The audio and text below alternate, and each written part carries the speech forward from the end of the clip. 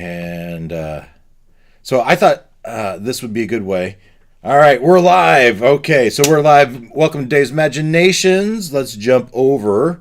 I'm going to jump over to OBS and I'm just going to go put my face on camera. I'm at camera only. Here I am, sit up, so I'm all nice and pretty. Yeah, see, this is my Saturday morning attire. Nice sweatshirt and comfy shorts, and you won't see those, though.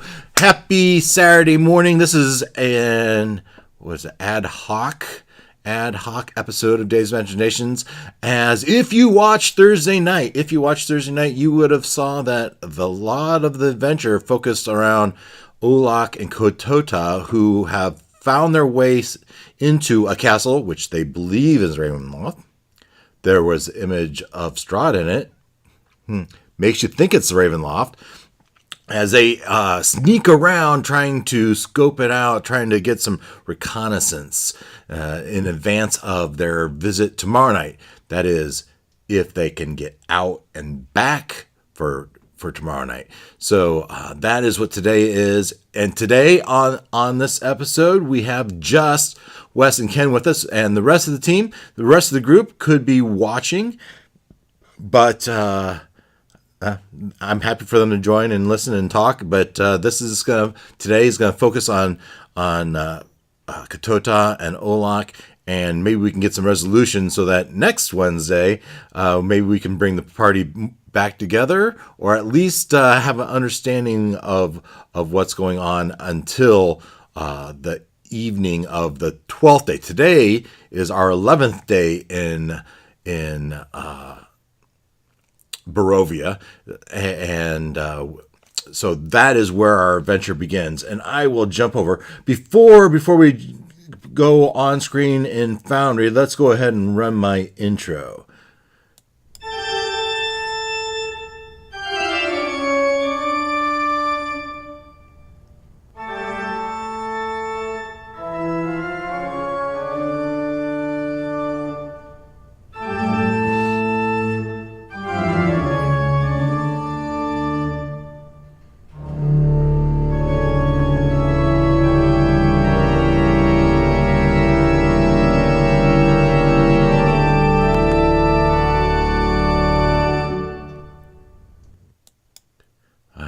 So once upon a time, I was Catholic, and in my Catholic days, they would play an organ, and that reminds me of Catholic Mass.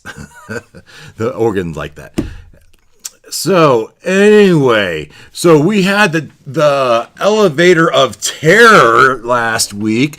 When we left off, you entered a room, a small 10-foot by 10-foot room with a lever in the floor in the middle of it. Sliding doors from the middle. You pull apart. You go in. You were invisible. I see Ken is in roll 20 in Foundry. Well, I got roll 20 in my mind. Wes, are you on your way? I am starting it up, so it should be loading. All right. Yeah. So you got in this small room with a lever in the floor, and you go to reach, and as you reach, Oloc says, no, but that's too late. The chaos factor in Ketotah couldn't resist pulling this mysterious lever just to see what happened, and it thrust you up for a few seconds. I don't know, but for a while, and then it suddenly stopped, and it flooded with gas, and Oloc resisted falling asleep, but Ketotah passed out. And after the gas, the floor started to rise to crush you against the ceiling, and in a frantic attempt to get out, Oloc's feeling the walls and the ceiling and finds a trap door that swings out, and you push your way through the fabric of a carpet that's covering the entryway of the trap door, as you let the door push you up and out, but in getting engulfed by this carpet, which just happens to be a rug of smothering, and you battle that rug of smothering for a couple of rounds, and finally you dispose of it, kick it off, and you're in this room, and you would see on the wall, Ketotah, as you look to Oloc, that's the wrong thing. You zoom in here and you have this portrait of Strahd. And it's eerily looking at you. As everything seems. Ask that. Yeah, does it look like a normal painting, or does it look like a little off, like most things? I'm just gonna say yes, right? It looks like a normal painting, and like every painting or statue or whatever on the wall, its eyes seem to be trained right on you. Not that it seems like it's moved. Now, this could be a quick session, because coming from the room just to your west, this door, you hear harp music, vroom, vroom, and soft singing, la da da, and then, but above that, you hear, "Whoa, what's going on in there? We should check it out."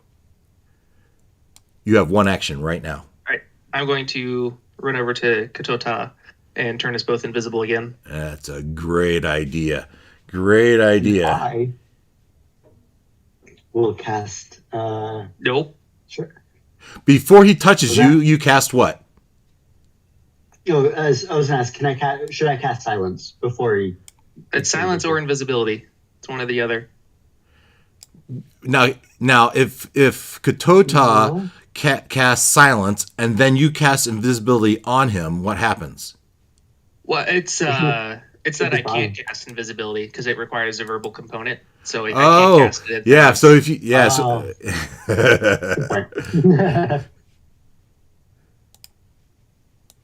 So yeah, unless you cast silence first, in which case I will not cast invisibility. No, invisibility is more valuable. Right.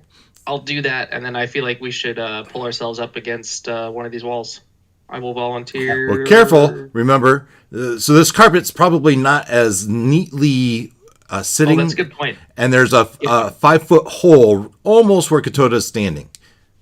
We should put the carpet somewhat back in place and then hide against a wall. So that would be my action, was to try to smooth it out as much as I can in the 6 seconds that I have. Yep. Okay. So your action is to smooth out the carpet. Oloc's action is to turn you guys invisible, and then where would you like to move to?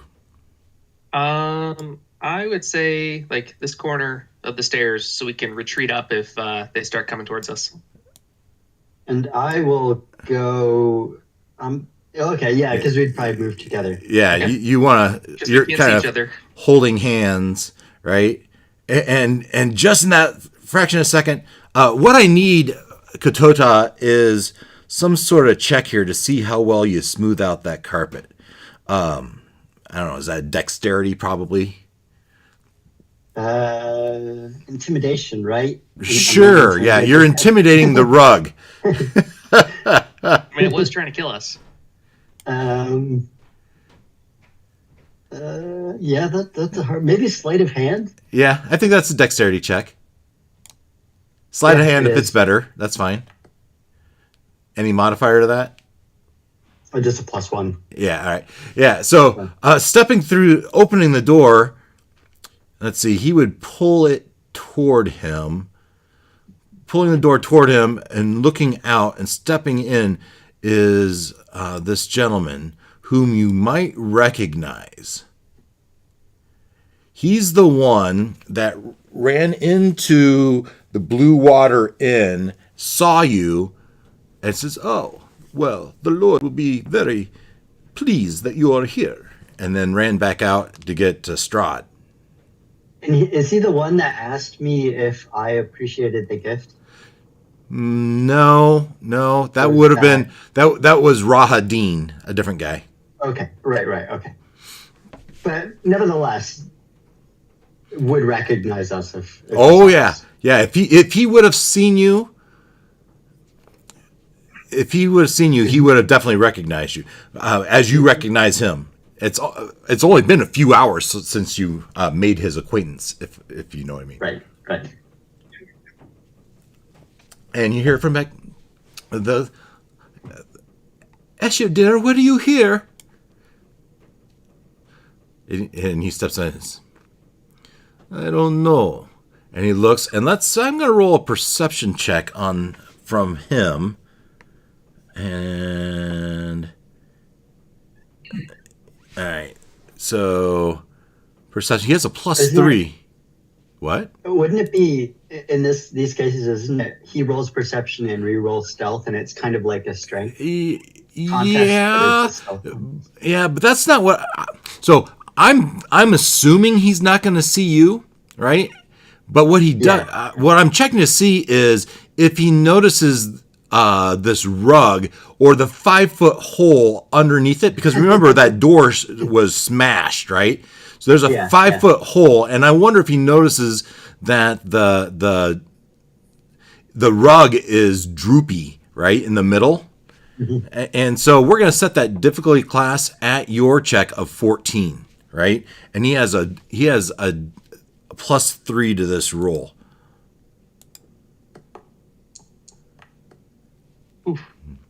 He is distracted. Yeah. So another thing you'll notice is he's not wearing this purple high-collared outfit that you see that's in the picture. He's wearing a loosely tied robe and seemingly nothing underneath it. As he takes a look left and right and sees nothing, and he says, "No, my dear, I thought I heard something, but Lady, let me return." And as he walks away, he looks at his nails. There's still work here to be done. He closes the door behind him, and he retreats. It's not creepy. As it's supposed to be. Okay. So, now what? Well, it appears as this transportation box took us in the wrong direction. Yes. But,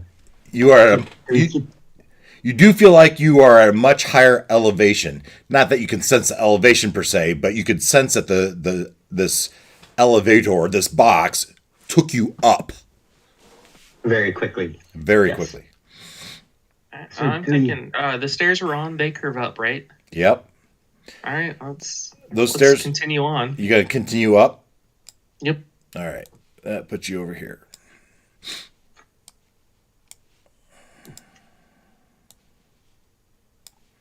Another landing with another door.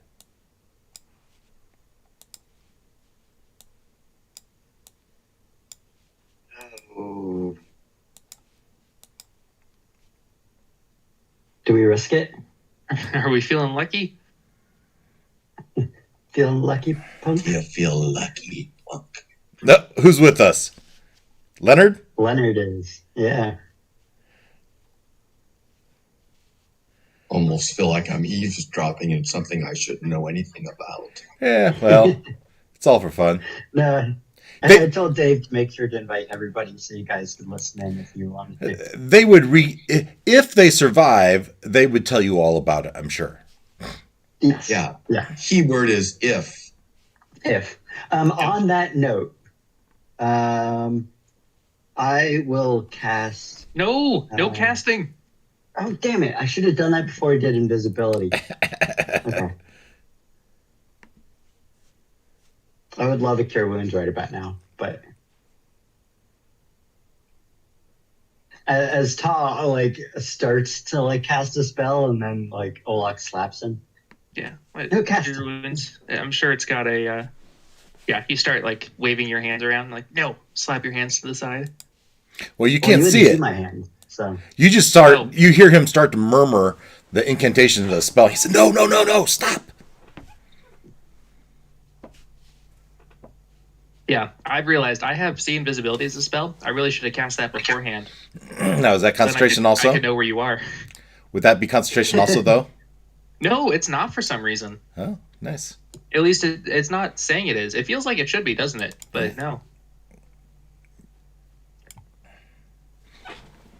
But I did not, so we do not have that benefit. All right. Well, I'm feeling unlucky, so let's try this door. All right. All right. Go. You walk up to the door and you thrust it open. No. Very quietly move it and see if I can hear anything from inside. Yeah, as the door, assuming it even opens, squeaks open. From behind you, up from the stairs behind you, runs a cat that looks a lot like the cat that Ketotah summoned. Runs between your legs and through the door. Wait, how did it get up here?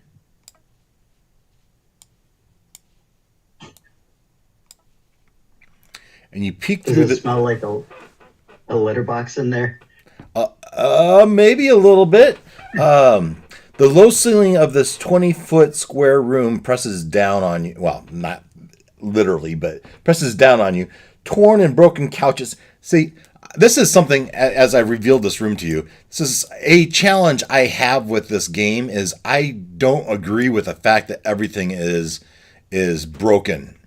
In my mind, Strahd is meticulous. And matter of fact, in the description of his footman or number one Rahadin, it says Rahadin keeps the castle in with very strict, almost militant upkeep, and yet the images here is everything tattered.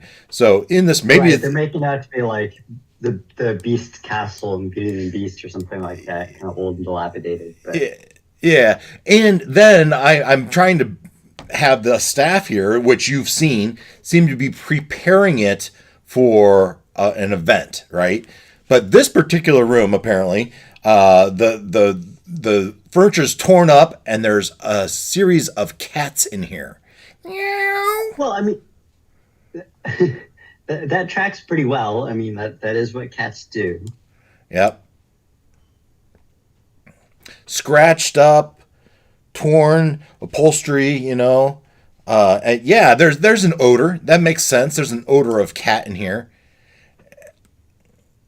When a dog messes on the floor, you clean the carpet, right? You clean it up, no problem. When a cat messes on the floor, you have to sell the carpet. You have to sell the house. Yeah, even cleaning the carpet sometimes isn't enough. No. Anyway, so that's what you see in this room. There is a door, however. Well, let's try the next door. I found some cats. You press forward as you hold hands and walk through the castle. Yep. So these cats, they all look like Tah's summoned Fey cat. Skeletal. Well, yeah. So I didn't clarify that, right? Every spell in this land is supposed to be skeletal in nature, right? But the spells from this hat don't seem to be, right? As their magic seems to originate from Ravenloft. Okay. Mm-hmm. Oh, so here's a thought. So I stick my hand in the hat, and I forget how he said I summoned. I think or say or whatever. Yeah. Healing potion. And does anything come to hand? Well, let's take a search.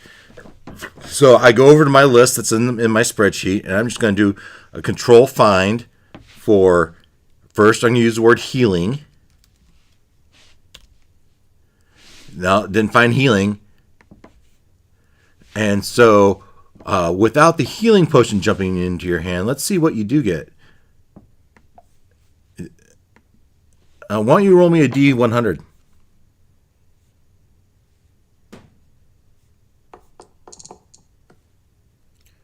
Three.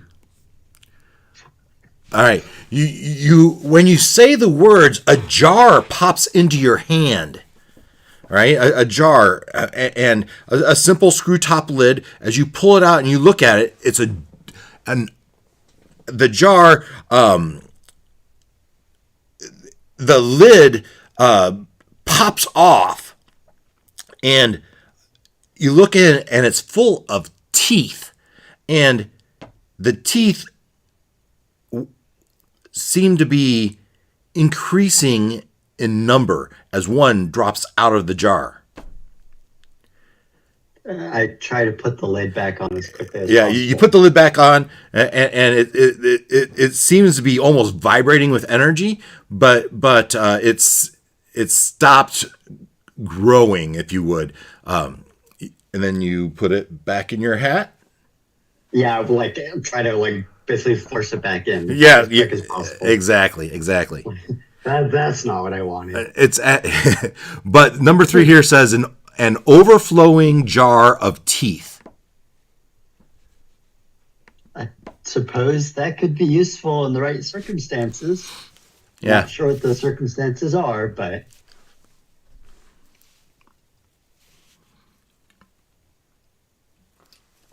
all right. That was fun. I like the hat. I'm happy for you. It feels like a great Ketotah gift. I need to start using it more. The problem is, like, I don't know what to ask it for. That makes sense. It makes it chaotic. Like, I don't know when to use it and to. Yep, it's so true. A rope. Just ask for a door sometime. Or a window. I do have a window. That's in your robe, right? Or your cloak, as we call it. You with me? Wes? I'm here. Wes? No, now he's muted. Now he's unmuted. Oh. That's fine. There you are. Yeah, my laptop has a mute button on it. I switched to my laptop because it's a little bit easier. Yeah. All right. So you move to the south. There's another door. Yeah, I mean, door number 1 was a success. All right. Let's do it.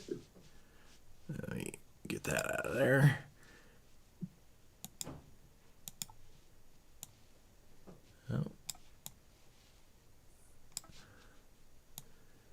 You creak the door open, you poke your head in, and heavy beams support the ceiling of this large room.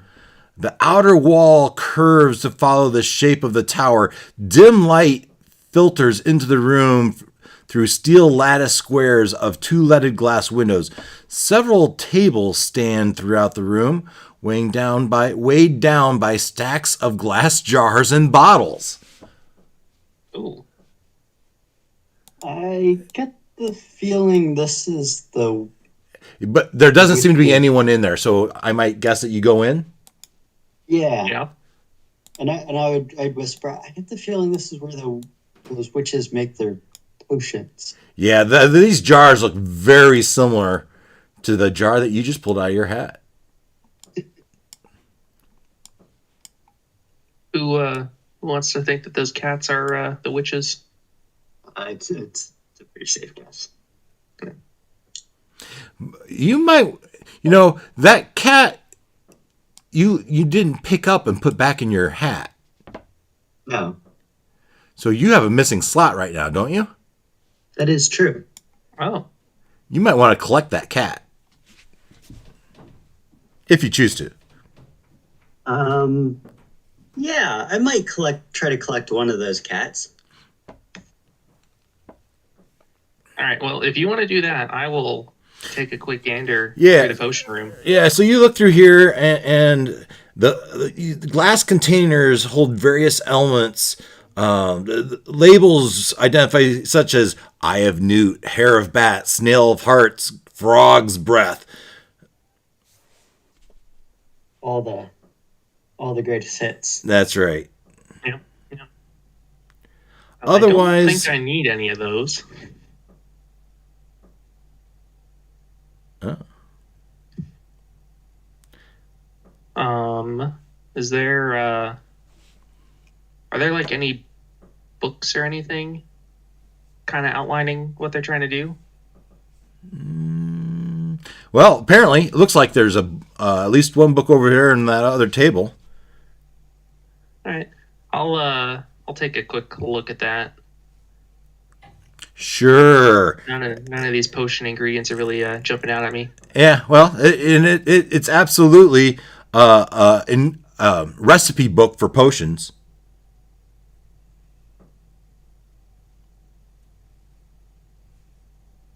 Okay. The 21 enough to grab one of those cats? Oh yeah.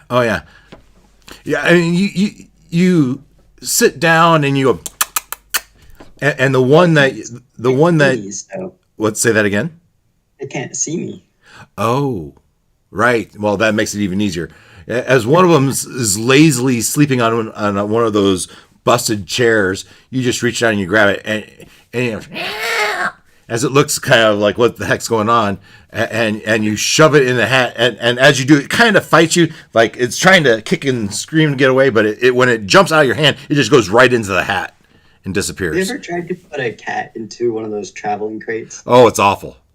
Yeah, they're like spread out. That's kind of what I imagine. Yeah, that's exactly what it's like. Ken, give me a perception check. Perception. That's an 8. Yeah, so, I mean, you see all the potions, the book, the vials, and you see that, you know, the one vial here is empty, and a odd bush here that seems almost fake in the corner. The heavily leaded glass windows. That's pretty much what you find. Yeah. Oh, there's a door. I'm interested in the glass windows to take a peek and see if I can figure out how high we are now. Yeah, I mean, you kind of push. Yeah, go ahead. Yeah, so right now, you guys aren't holding hands anymore. Nope. Right? And you, Ketotah, you stepped in the other room for a moment. You probably told me what you're doing. You go in there and you go get yourself a cat, and you come back in. I mean, Ken or Oloc would hear the door moving, and otherwise, yeah. Oloc, you step up to the window, and it's a nice visage to the south. And once upon a time, we had some Ravenloft pictures. Ravenloft. Let's see here. Let's look at some pictures. That's a good one. We'll show players. Yeah, so you're probably up. I don't know if you're this top light or this bottom light. One of those two, probably. To give you a. All right, but we're up there. You're up pretty high, yeah.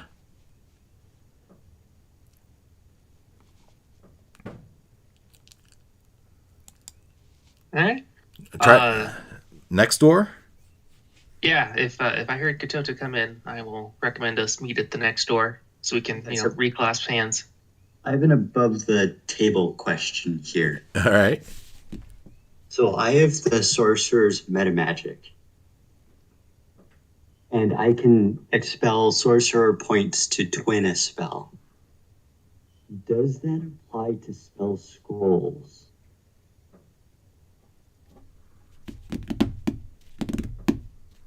For now, I'll say yes. And I'll give you the assignment to look it up. Okay. So I would tell, assuming it's yes, I would tell Oloc, if we need to escape out of these windows, I have a fly spell. You know what? Scratch that. Let's do this. My new favorite thing. We're going to roll on the chaos chart. Yeah. Oh, I like the yes. Yeah, so did I. And so I'll still say likely. I'll even say very likely, as I'm setting your chaos rank at 7 at the point. Actually, I can bump it back down. It was 7 when you came out of the elevator, and since then it's come back down a little bit. So we're going to put it at 6. So that means up to a 90 is a yes. It'd have to be above 90 for a no. If I'm on screen, I can show the players here. If you go ahead and give me a D100.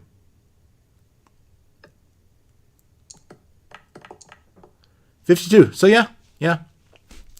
Okay. You feel like you can do it. Great. So yeah, I would tell Oloc, if it gets dicey, I do have a fly spell scroll. We could punch out a window and I could twin it Just on you. run away. Well, it's not a bad idea. That might just be a better escape option in general if we find a broken window. Mm-hmm. Because I have no idea how to get us back to where we were. I could get us back. The question is, like, if we get discovered, it's a long way there. True. Yeah, I think that's a good escape plan, though.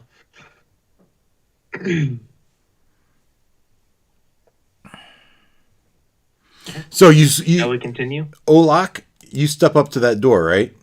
And as you, I'll wait for Tah to join me before I open it. I mean, you move to the front of the door, and as you approach that door, there's a strong, pungent smell coming from somewhere behind that door. And as I say, do you smell that? And Ketotah kind of hears your voice and comes up to you, and you can kind of feel him, arms out, kind of touching in front of him, and you feel his pressure of his hand on your shoulder. And Ketotah, you would certainly smell it. And as you quiet yourselves, you actually hear a bubbling, bloop, bloop, bloop, bloop, bloop, bloop.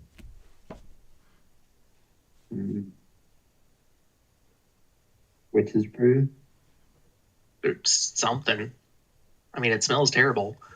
Does it just sound like something kind of slowly boiling, or did it sound intelligent?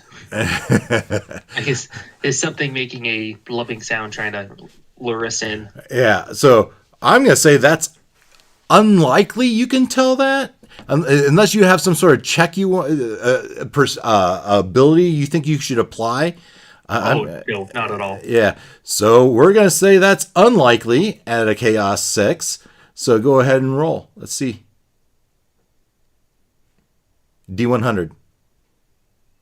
Nope. That's 2D100s. Oh no. How do I fix this? Just re-roll. Just delete that one. There we go. On a 6. 36, right? Yeah. So that's a yes. 0 to 50, 10 to 50 is a yes. So the question was, does it sound intelligent or is it a normal boiling? And so is it a normal boiling sound? And the answer is yes, it is a normal boiling sound. All right. Yeah, I think this is where they brew. You have not opened yet the I'd door. say it's worth taking a peek in. You think so? Well, yes. All right. That stinks. I will cautiously, stealthily, and slowly open the door. All right. Yeah. All right. Green glowing wisps of steam bubble up from a black cauldron in the center of this dark, oppressive room. Surrounding the cauldron are several gaunt... Oh, they're not there. So there would normally be women here, but they're not at the moment. It's like they've set this thing on simmer and then there's nothing here. There are the 7 stools. 7 stools. Green glowing wisps of steam bubble up from a fat black cauldron in the center of this dark, oppressive room. Surrounding the cauldron are 7 tall wooden stools.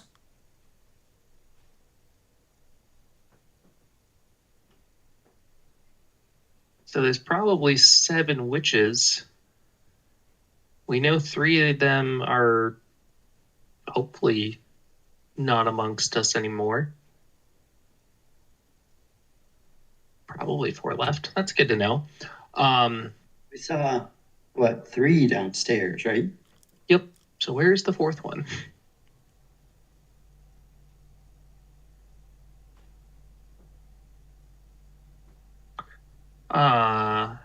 Okay. I guess that's probably good for there. Those the green things on the floor, those aren't actually there, are they? So this symbol, right, the green star, actually pulses orange. Ooh. Green, and then you'll see a pulse of orange. And as it pulses orange, the bruise seems to heat up for the second. Okay. Does it look like some sort of arcane symbol that I could maybe Sure. figure out what it does? Yeah. You want to give me an Arcana check? Oh, yeah, I do. As a matter of fact, I mean, I would have preferred a better roll than that, but that's a 12. Yeah. So the coincidence is undeniable, right? That it's pulsing an orange, almost heat-colored orange, right? And the cauldron seems to bubble as it does it. It's obvious that this sigil, whatever it is causing the liquid or the cauldron to heat up. All right. Well, we should probably not touch it. So yeah, I think we're good here. I will recommend retreat. All right. We'll put you back on the stairwell, and then you can tell me where you want to go from there. I'd say let's keep going up. Yeah. All right. Let me just consult. I mean, just to be clear, like we're making sure the doors are shut behind us. Oh, sure. All right. Very good. Thanks for the I don't want to make it obvious that someone was snooping around, though I'm pretty sure they know. Yeah, a good point. Just a second here. I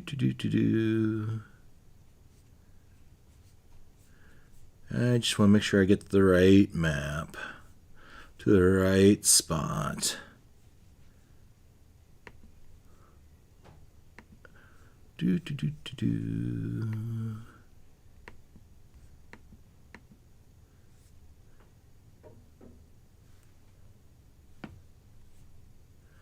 All right.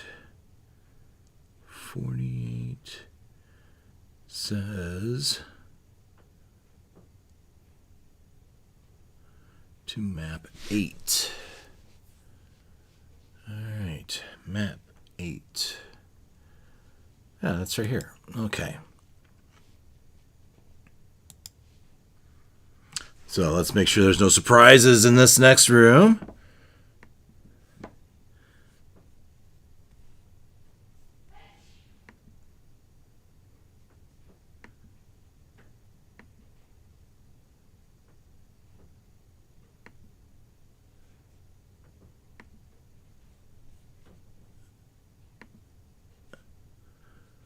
All right.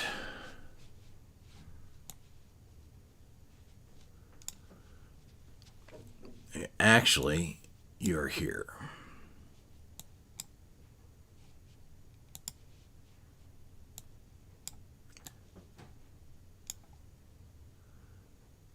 All right, you come. Yeah.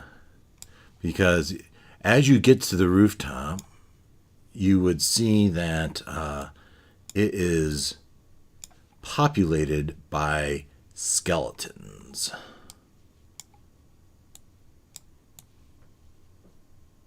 As you come up to the top, and it got slow. It just got slow on me.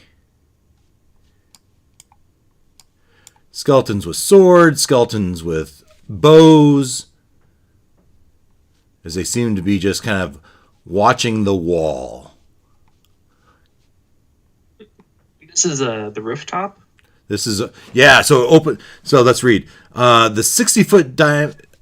Well, first of all, let's start with 48. I think 48 is just a description of the spiral case.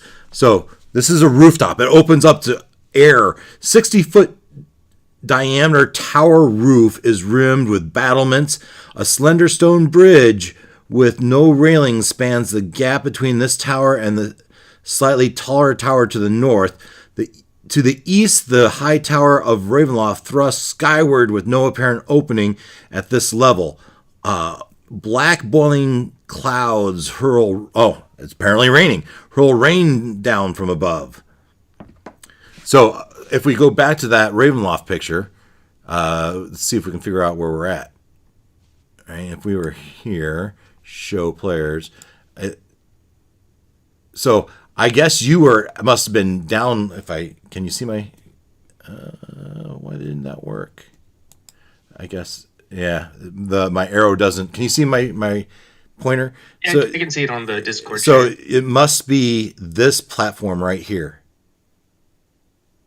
and there must be a bridge going to this tower here. Let me switch to the. Okay, so we're at the top of the lower large tower. Yes. Yeah. Seemingly.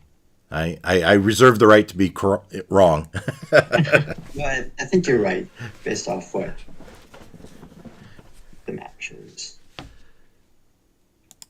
And you peek. I would say it's likely you peek your head around this corner, right? And there'd just be more of those skeletons. And I'd whisper to Oloc, like, that's a good chance to survey the grounds. If we can sneak by the skeletons. Agreed. Now, are they just standing station, or are they... Yeah, they move 5, 10, 15 feet every now and then.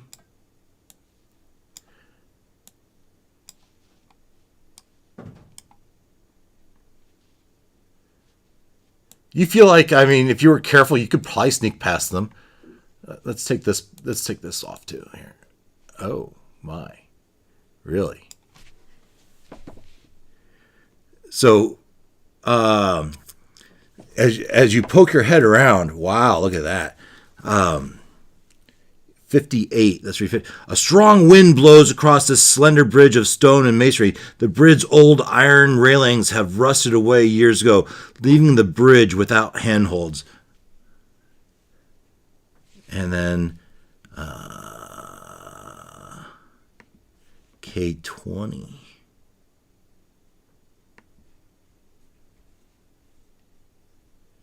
Come on.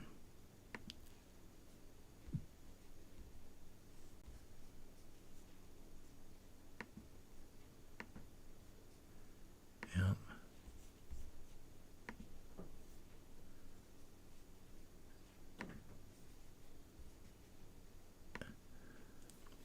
Yeah, and you can see floating in the air this bulbous mass.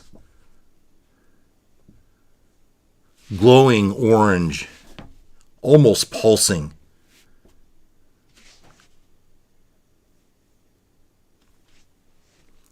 Not a dragon skull. But it's not a dragon skull, absolutely. This seems more fleshy than that. Ugh.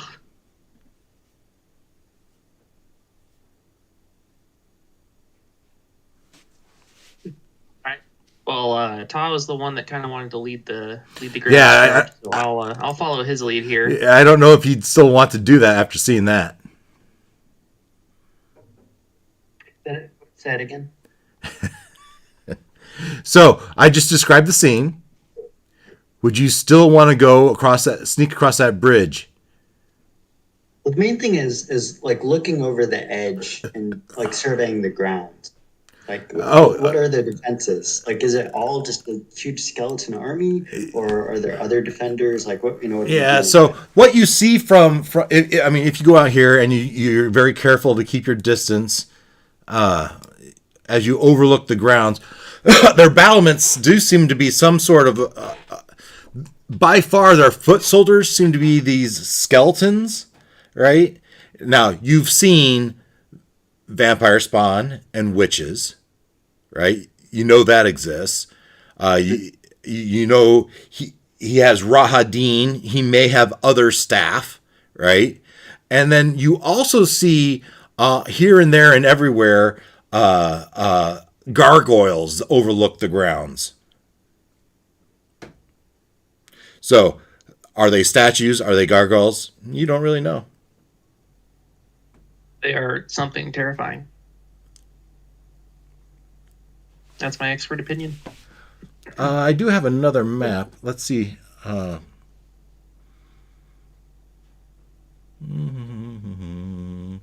Looking for the map that I want to show you. Yeah, here. Do you have anything? Are your characters on this map?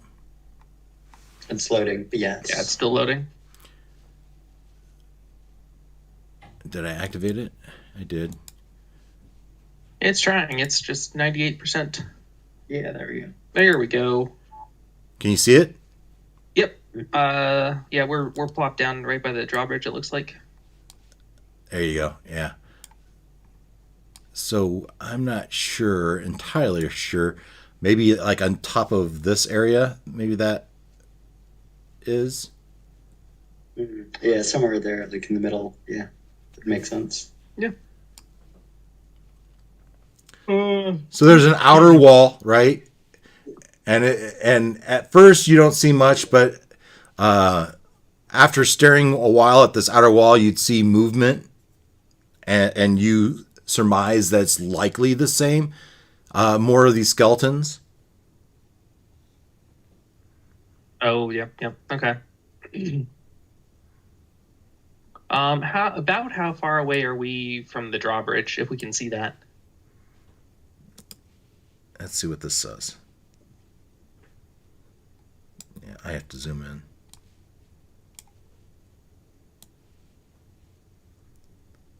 So 120 feet to this landing. So that looks like 180-ish feet.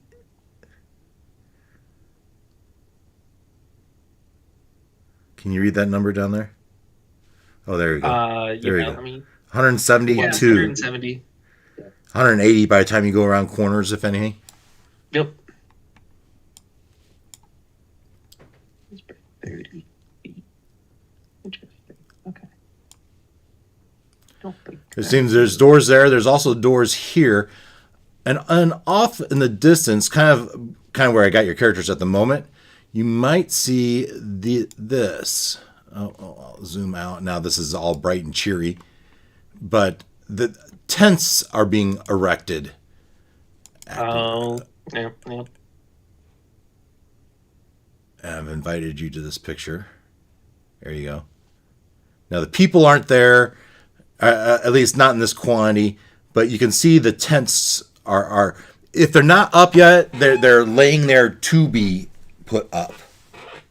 Gotcha. So this is Party Central right here. This is where the common folk will come to celebrate the marriage.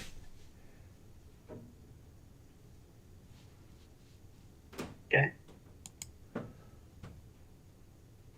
So what map shall I go back to? Probably the one where we are. Yeah.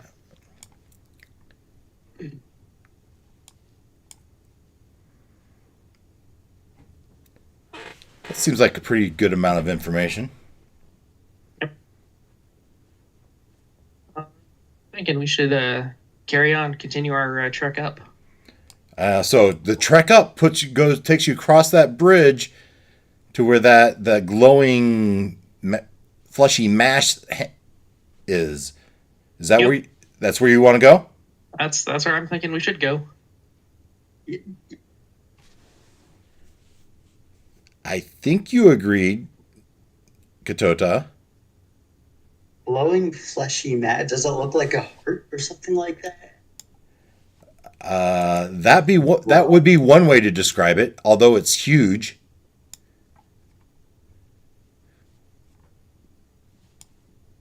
I wonder what it is.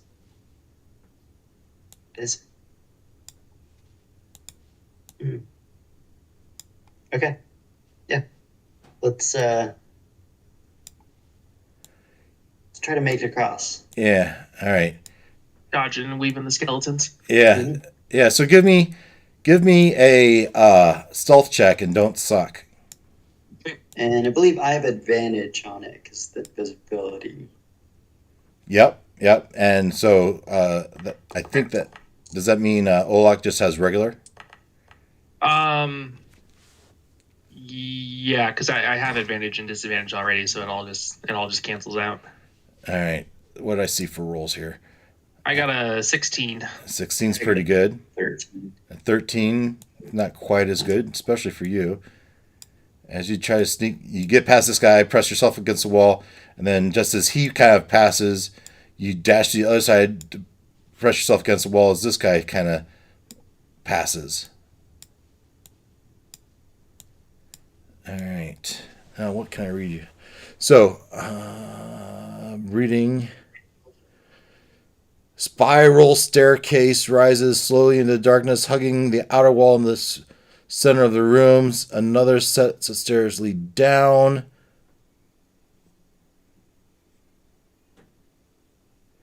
You haven't quite done this yet, but as you're at this level, and you can almost feel the energy as this thing kind of pulses in this orangish color.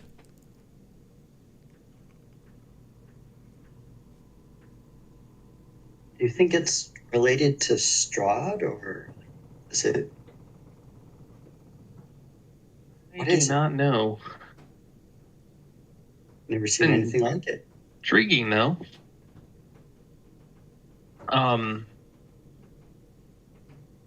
Is it like setting on something, or is it? It's just floating there. Okay, so it's not like a giant. Is it a giant pit that the staircase is kind of going around, or it's just like it's something on this level that's just floating in this room? It's just floating at this level. Okay.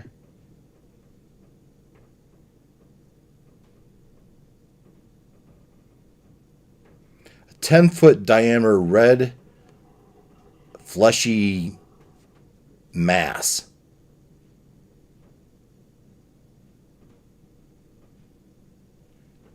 And it seems to be, 10 feet away, 5 feet away. If you had a staff, or, you could hit it, but otherwise it's not in the reach of a normal weapon. Okay. I do have a staff, but I get the feeling it's linked to Strahd. No, I don't know why you'd have that idea. I'd be interested to see what sticking a spear through it does, but I feel like that might set off some alarms. Yep, agreed. Well, should we carry up and see if we can find something that describes it? Up or down? I'd say up. We've had good success with going up. Mm-hmm. All right. Now, mounted on the walls along this section of the staircase are halberds and swords. Seem to be mounted along the walls. Series of them. I'd say probably 10 halberds and 10 swords.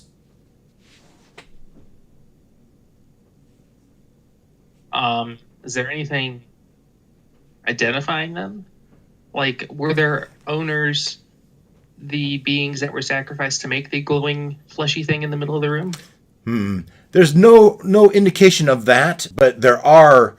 I will say they probably have names underneath each of them. Halberd of General Igor, General Volkov, used to slain vile enemy of Borovia. They each kind of have a statement next to them, as in these weapons had some historical value.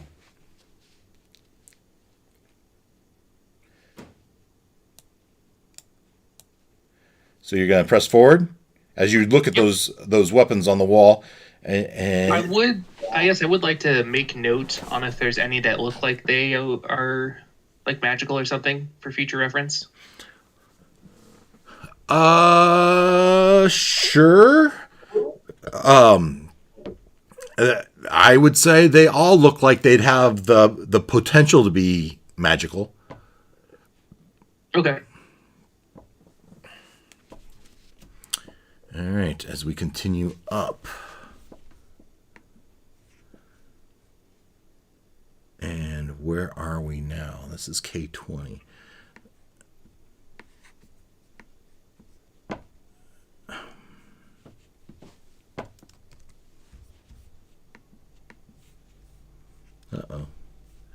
this.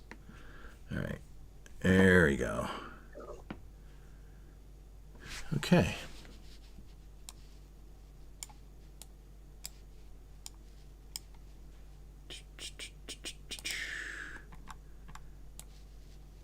Yeah. So this next is just you're going up the stairs. Right? All right. And you get above it. But I'd say every 10, 15 feet is another one of these weapons. And finally, as you continue up, right? Mm-hmm. Let's see here. What do they have in store for you as your head starts to get above the... You come to a landing here.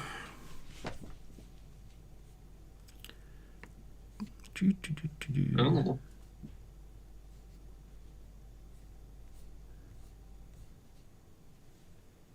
Okay, 60. The stairs end at a dark and dreary room with manacles attached to the walls. In the middle of the room is a wood-framed bed fitted with leather restraints. At the foot of the bed rests a closed iron chest, its lid sculpted with an emblem that you recognize as the tattoo on the same as the tattoo on that werewolf. Let's see here. Yeah. Oh, those. Okay. Text and show players.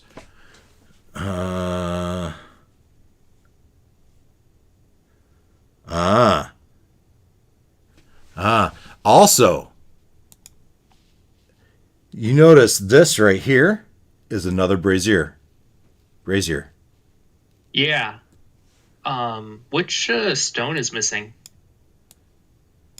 Excellent question. Let me figure that out. Right, that's what we decided, right? The stone is missing for whichever one it was. Yeah. Okay. Towers Peak. Is there something here that says Towers Peak? Castles Peak. Mountain Spire. Orange. Castles Peak. And, all right, let me check my notes. Orange is what? Orange to the Castle's Peak. Yeah. Yeah, that makes sense. I don't have my notes open right now, but opening it. But that's what I'm gonna say for now. It's the orange one. Okay. All right. We should definitely. Yeah, write it down. I'm trying to remember what all was. What was yellow? The yellow's Master's Tomb. Blue is Ancient Magic's Womb. Which one was the temple? Blue. Blue was the Amber Temple. Indigo was the Saint Markovian, the Abbey, right? Violet was the Salinka Pass. Yep. I'm looking at my notes now, and this is definitely orange is missing. And red was the library. Yep. Yep. All right. We have green and yellow that we don't know where they go. Okay.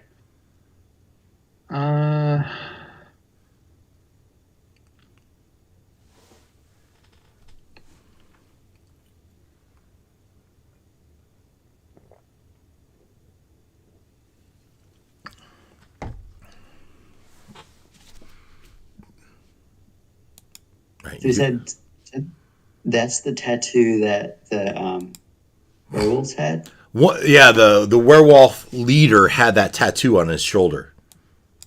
So maybe. Well, I mean, we know they're league Strahd. So I guess it would make sense. At least that pack was. Yeah. Right, green and yellow were the ones we still need to find. So we just decided. Yes. All right. I realize we don't have our note taker here, so I'm having to start doing some stuff here. Well, the beauty of recording these things is I can go back and later and. That's true. I do have a built-in. Okay. You think it's worth popping this chest open and seeing? It's just what I was thinking. Yeah. All right. I would. I'll take a look at the chest. Is there any traps I can see on it before I start trying to open this up?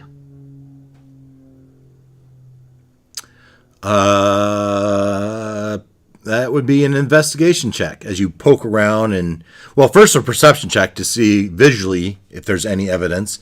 And I'll just say that's no, right? There's no visual. You can't tell by just looking at it that if it's trapped or not. But if you start poking at that lock, you might be able to. Okay. And then, so that one would be investigation? Yeah, that's an investigation. All right. Oof, that's an 11. Yeah, it's as far as you can tell, there's no evidence of a trap. But right. You're not, perfect at that type of stuff.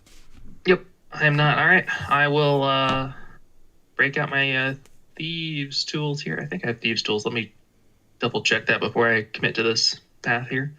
I do have thieves' tools. All right. I'll break out my thieves' tools. Let's open this thing up. All right. I'm going to set difficulty at 16. All right. What type of what modifier should I use for my check here? Would this be dexterity or intelligence? Sleight of hand. Sleight of hand. All right, so that's dex based. Okay. Well, I'm using my tools, so this would be a tool check, right? Yep. Okay. So sleight of hand is dexterity, proficient tool. Oh, that's not good. That's a 10. Yeah, I mean, you work on it for a good, 30 seconds, and you just don't seem to be able to trip the locking mechanism. All right. Well, this is a very good lock. So it's just eventually. I'll say eventually you'll get it. It's just a matter of how much time do you want to spend on it. Yeah, I don't think it's worth spending too much time at this point. Like maybe if we come back this way, we'll give it another try. But like a minute, and I'd say we're give up. Because that ladder, that's a ladder, right? Mm-hmm. I think it's still worth climbing our way up. Agreed. Boy, it looks like a ladder, huh? Yeah, let's see what this says.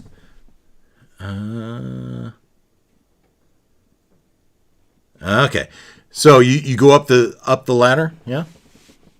Mm-hmm. Yeah. All right. And I would guess Oloc is leading. Probably.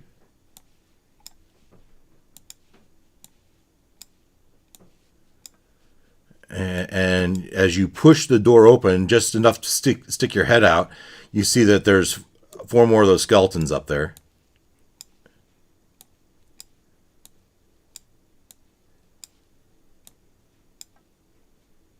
Okay. I will tell Ketotah to wait there, and then I just want to peek my head up so I can see around me to kind of get basically re-get my bearings. See if we've gone all the way up the tower or if we've, somehow magically gone somewhere else. No, it's definitely you're in one of the towers.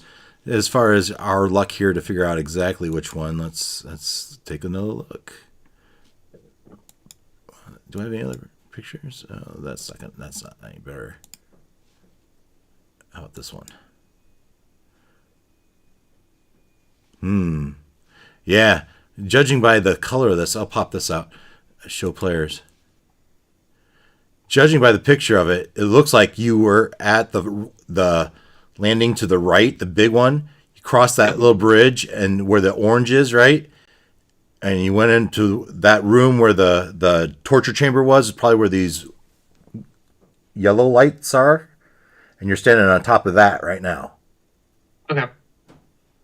Yeah, I guess there's kind of a red glow coming through those doors there, or windows. All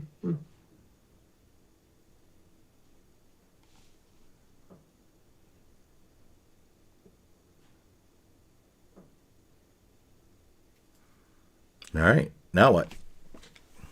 Well, I think let's close the door and head back down, and then it looks like our K60 seems like a good spot to have a quick discussion on what we want to do. We could go, keep going down this tower, see where that leads. Worst case, either teleport out of here, or probably even better is just to fly away. Yeah, I mean, we still want to try to figure out where those other two teleport things go. True. But maybe it is better if we just don't use them. We now know that there's two in the castle, if that ever becomes handy. We were not a part of the conversation where we learned that we need to figure out a way to get the drawbridge lowered, were we? Yes. You weren't directly in it, but you talked about it as you left the Vistani camp.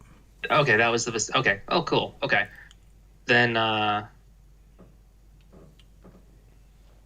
yeah, for our exit, since we got the way to fly, probably makes sense to fly out of here and then, go directly there and spend a minute or two looking around.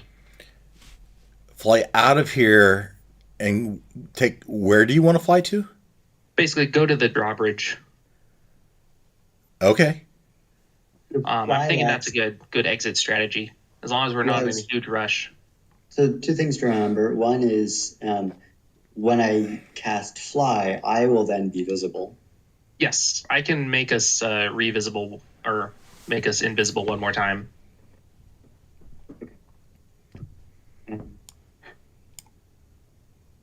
other option is I can disguise myself. Change my appearance. Yeah, that's true.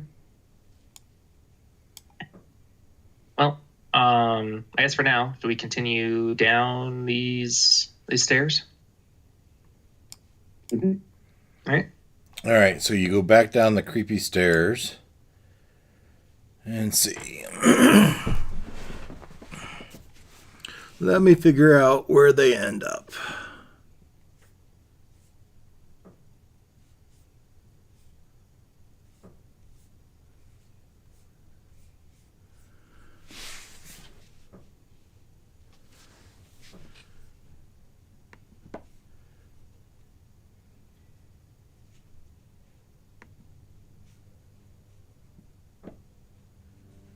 All right. I'm still wondering if it's worth having a group come in through the teleporters.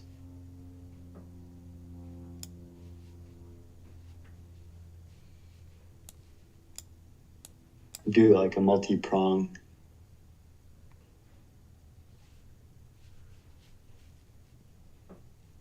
Oh, yeah, maybe. Come on. Right tool. Because Strider could have a group come from the Amber Temple and go to the Tower Peak and take out skeletons there, and then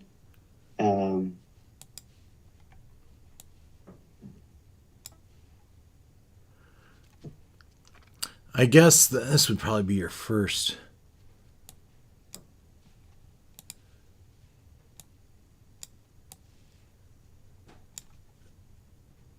Let's make sure. Anything on this level?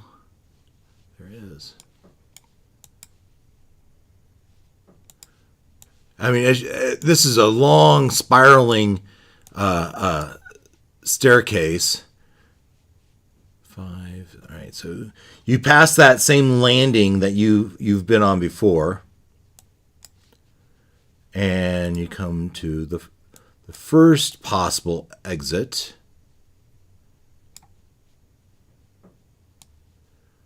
I'm not sure which way's up and which way's down, but we'll just pick one and go with it. As you climb up and you see there's an opening to your left.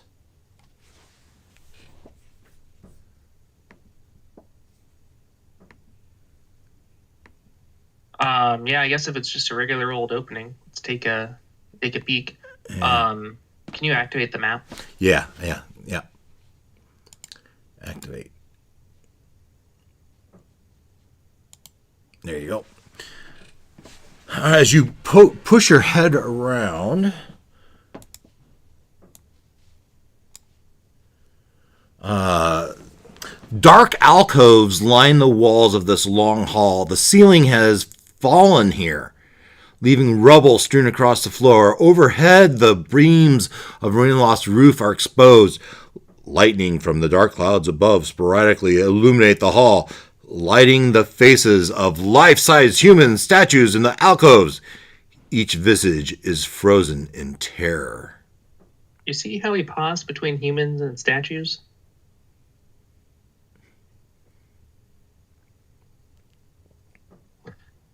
Yeah, that seems creepy. If I'm being honest here. I would be content to just keep circling. You don't want to go down creepy statues. You don't want to go down that hall? We'll give this to you too. I mean, there's a little hallway that you can see, right? And likely a door at the end. Yeah, well, it's a closed door, so I'm thinking. And then the next, there's another doorway, open doorway.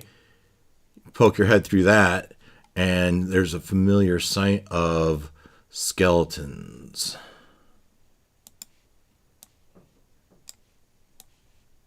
Come on.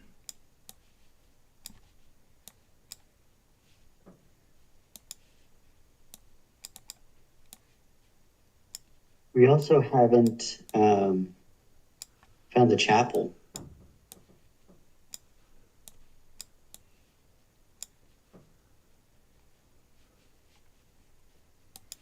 No, we have not. We found an organ. That's basically the same thing, though, right?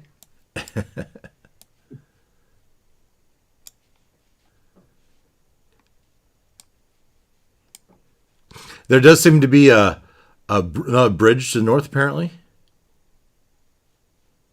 as you pass that open doorway.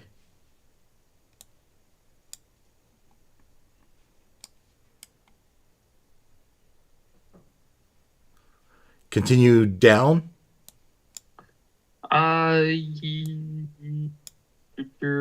Yeah, I'd say that's probably the way to go. Because now that we're heading down, I'm thinking, like, see if we can go down far enough to where we're back in the dungeons.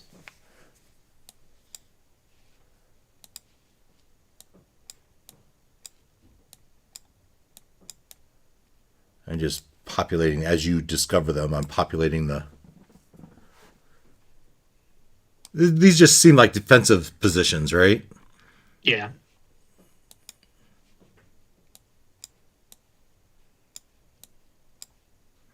All right, and we go to the next room.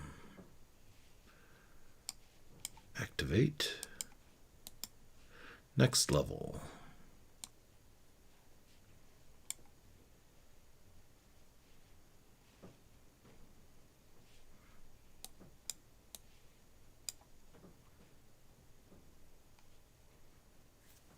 It feels, actually, by this map, it feels more like you're coming from this side. Right? From light to dark would be down, right? Yeah. As you come across. And Is the center open? yes, the center is open. You can look above you, and you can see that pulsing bulbous mass. And you look down, and flooring. The bulbous mass is like truly just floating in the air. There's no floor in that area. Exactly. Okay. Yeah, let's just pump up that creepiness, right? So it's like a giant chandelier, except it's a fleshy mass. Yeah, I'm sure that's why it's there. You know, light. Totally. Yeah. I have a feeling that should be part of the attack plan. Is that maybe that's a good thing for the wildlings, or what were we calling them? The druids. Have them go to the top of the tower, take out the skeletons up there, and then attack that fleshy mass thing. That seems like a great idea. See, now, you telling us it's a good idea makes me think it's not.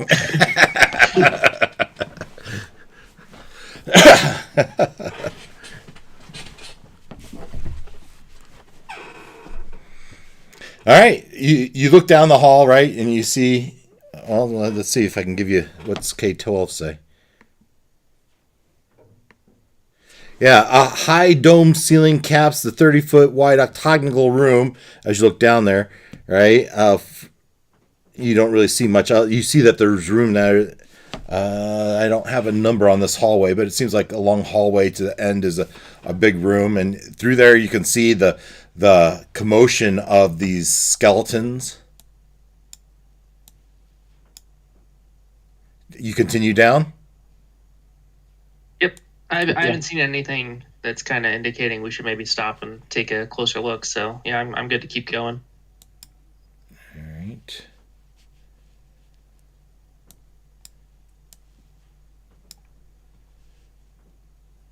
And activate.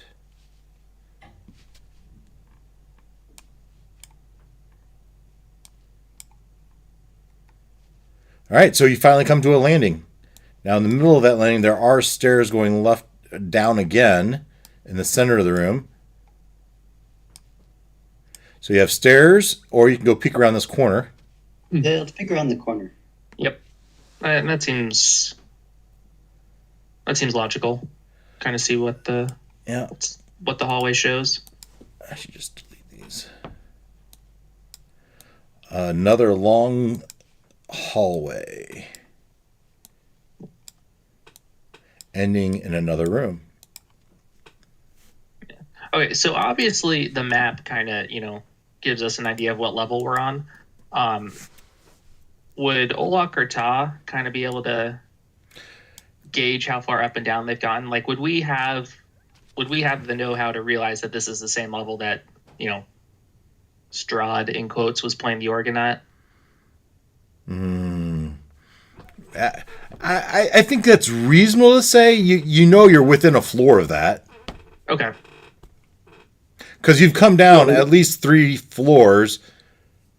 We know we're back in, like, the body of the castle. But That's right. I wouldn't say we necessarily know where we are. All right. So we should know that, like, hey, we could stumble upon that area again pretty easily. Yeah. Okay.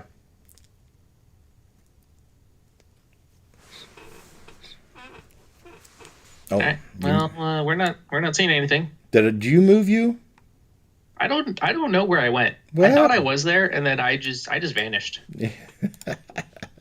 Our game is paused. I don't think. Oh, well, yeah, you couldn't control yourself anyway, huh? Oh, well. Well, either way, I have no idea where I There you vanished. Oh, I'm back.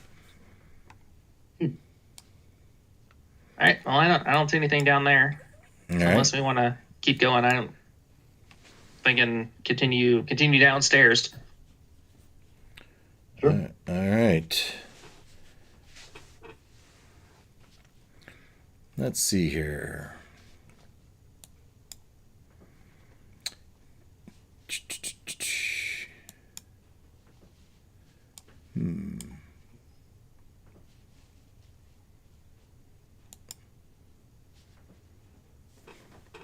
Where does this go? I must take you.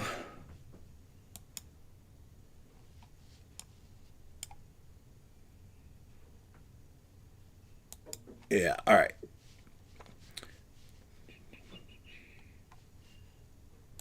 Give me a second to set it up.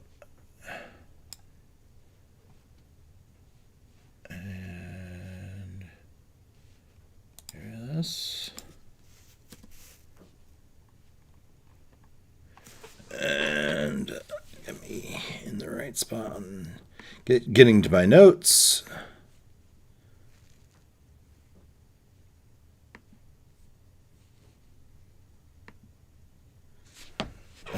right. As you sneak down the stairs, let me activate the map for you.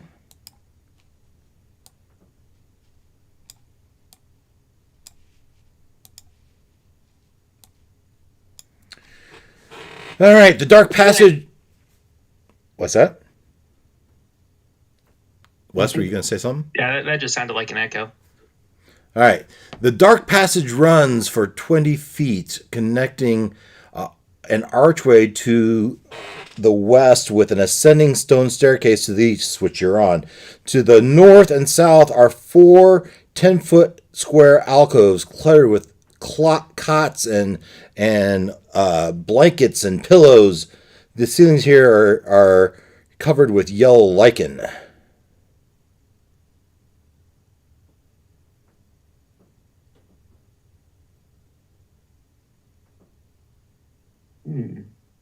Okay. Let's be careful around here. Lots of places to hide. Oh, I can uncover this too, as it's open to it, right? It's case 70. As you look forward, you see a 30-foot square room beyond, right? It seems to be in shambles. Scattered furniture lie in heaps near the walls. Broken bones lie scattered amid crumbled and crushed plate armor. Shields and swords jut from the walls as if driven into them by some tremendous force. 2 doors stand opposite one another in the center of the north and south walls. A dark archway leads out through the east wall from which you can see, which you're standing. I guess you shouldn't be able to describe the doors. We probably would have walked up. Yeah, as you carefully move forward. All right. Yeah. All right. Well, we know we're on the north side of the castle, or pretty close. So I'm thinking we try the upper door. Okay. Since that's near the edge before we... After seeing so many skeletons, you're leery of the bones that seem to be littering the floor. Be careful not to step on them and make, or kick some armor and make a lot of noise. Yeah, that's a good point. And I also keep an eye out for pressure plates or something that look like they might be a trap. This definitely feels like the levels of things where maybe something would be trapped.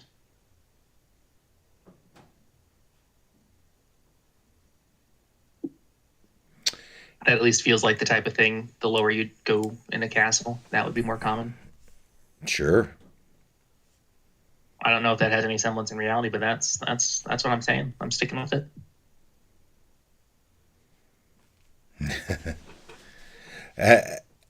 As you approach the door, you can see... give me a perception check. Perception. There we go. Hey, frick. That's it. Okay. That's an 11. That's an 11? Yeah. It looks like a 1 on D&D Beyond. Yeah. Yeah, I mean, the bones in this room seem lifeless, right? But yet, it makes you think of all those skeletons above. Yep. All right. Yeah, let's tread carefully. And you go to open the door? Yeah. I'm assuming we're not hearing any organ music behind it? No organ music behind it. And as you push open the door, you look around, and sitting behind the desk, as the door opens,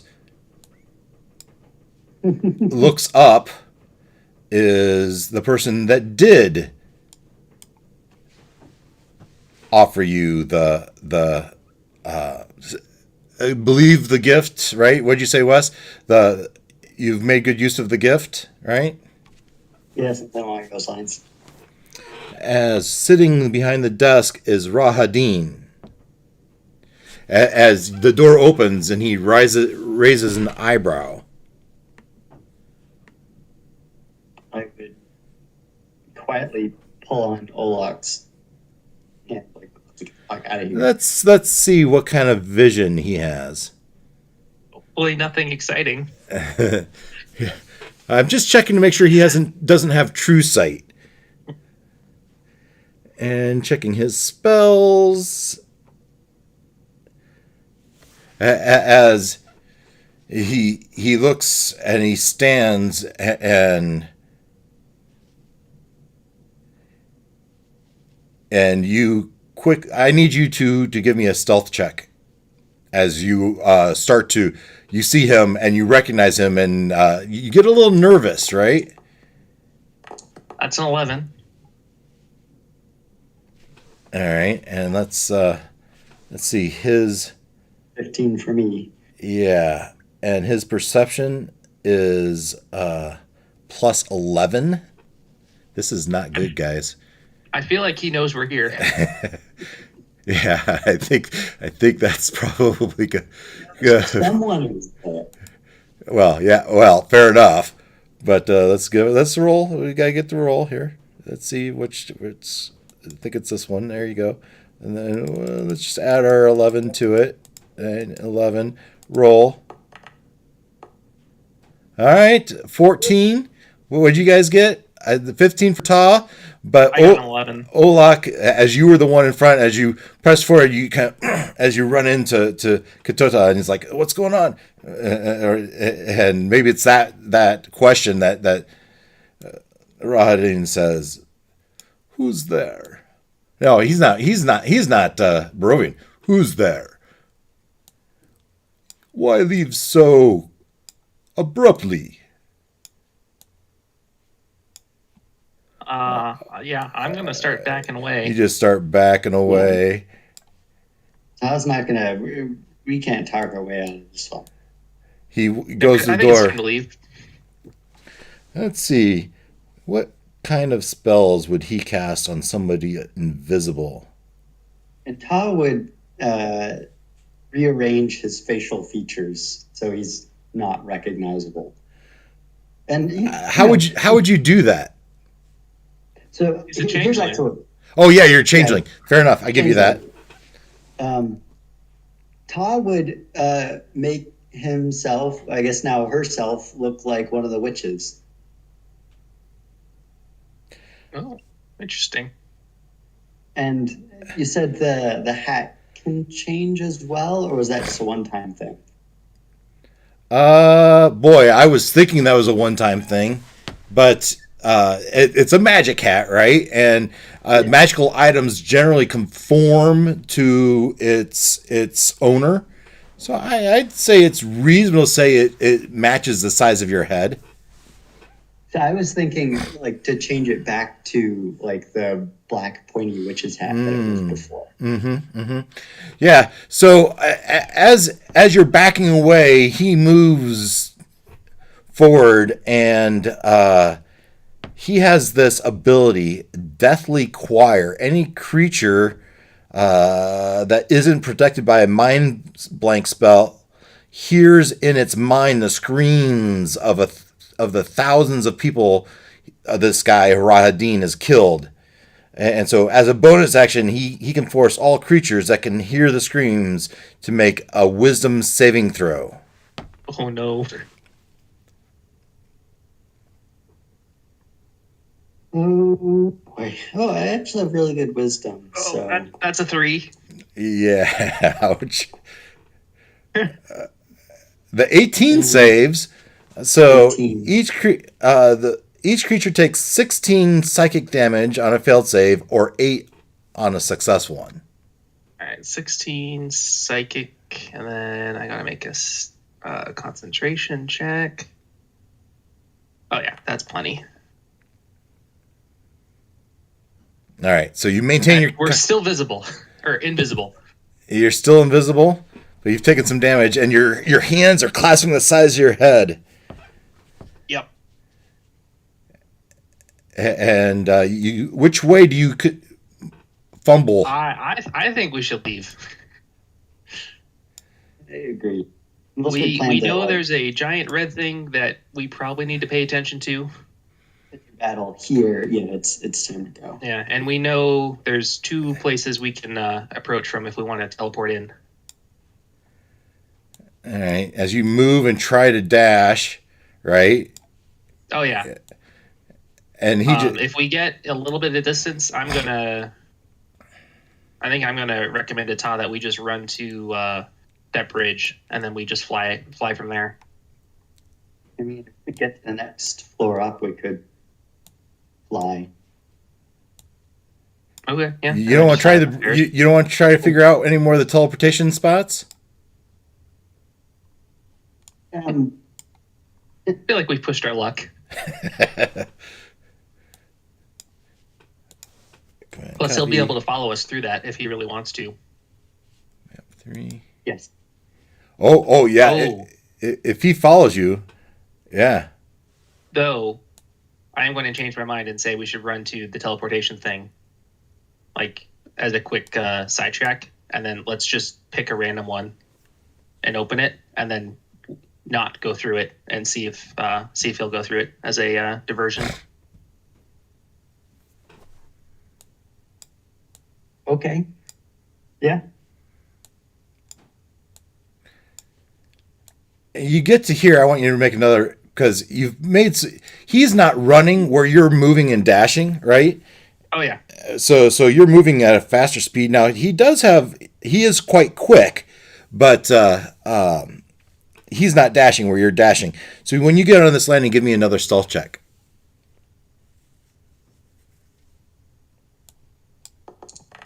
That's an 18. That's much better. Now remember, he's plus 11. It's a 12 for me. Oh yeah. Oh yeah. He with his senses consensus that you went up these stairs. Right? Somehow, some way, he is able to track you. That's not what I want to copy. I want to copy him. Copy. I stick my hand into the hat, and I think broom. Does one come out? Yeah. Okay. I wonder when we cross the line for your invisibility, though. Well, if it's considered casting a spell or an attack. It's not. Yeah, so I can interact with objects. I just can't cast a spell or attack. It's like reaching into a bag of holding.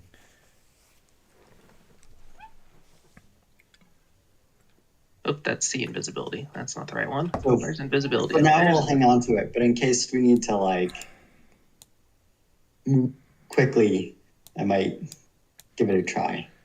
But yeah, just ends for a target that attacks or casts a spell. And I'm just kind of moving you forward, simulating the pace. As you are going up the spiral, right, which is the way you came, he gets to this first hallway. He looks down and he goes, he makes some sort of whistle and he points. Yep. I feel like we've got people coming after us now.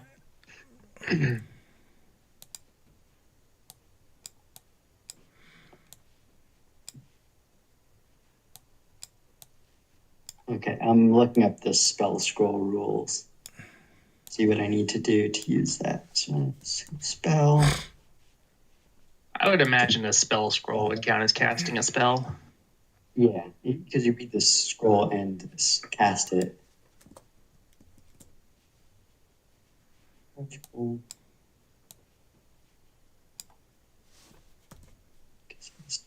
Reading the.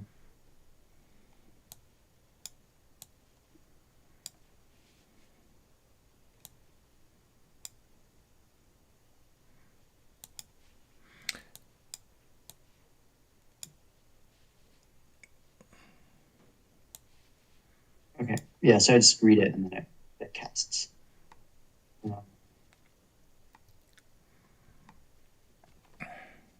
So my thought is we'd be kind of sprinting to each other, trying to. So you do the teleport thing. I will climb the ladder to the top of that tower. and start the fly spell. And I should look at that to see if I need to be touching you or how that works. Okay, range area is touch, so we need to be touching. As you approach the top of as you pass the heart, you hear him say another word, and the sword, a group of swords fly off the wall, a group of halberds fly off the wall, and float and follow him. Son of a. All right. Well, that's good to know. As we continue our way up,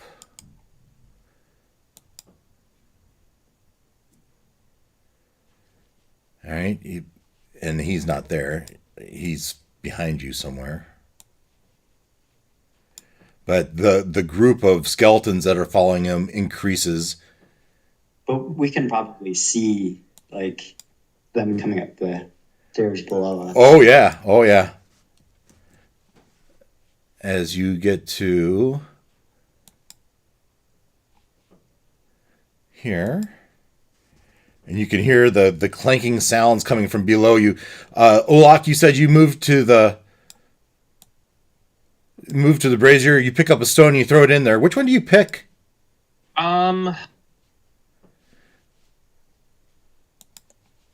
Okay. I don't want to send them to the druids. Wherever we found the symbol of Ravenkind, that one. I think was that the Solenka Pass. Yeah. You could do the Abbey if you're really devious. No, we should still have a chance of making him an ally. Yeah, I will pick that. I'll pick Solenka Pass and throw it in.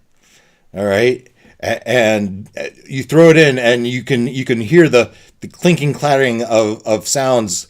Not probably just a floor below you. You dash over to the ladder and you climb up. Yeah, and Tah has already started his ascent, and you're both invisible. He's left the door open, and you can hear him. Come on, hurry! As you step away from the brazier, you look over that chest. Temptation. Nope, we're running. You climb up the ladder. You get to the rooftop, and then definitely shut the trap door, and then hope. You shut the trap door, and all the skeletons look at the door. Right, they'll be looking at us, but plan is to move quickly. So I will pull the patch off my robe, and it'll turn into the fly spell scroll. And then I will start reading the spell, and it's a 3rd level spell, so I will also use 3 sorceries to twin the spell, so that it is cast on both of us. All right, and as you cast it, you appear, right? So I'm going to give... we're going to roll 4d20, and as they train their bows on you, and they take pot shots.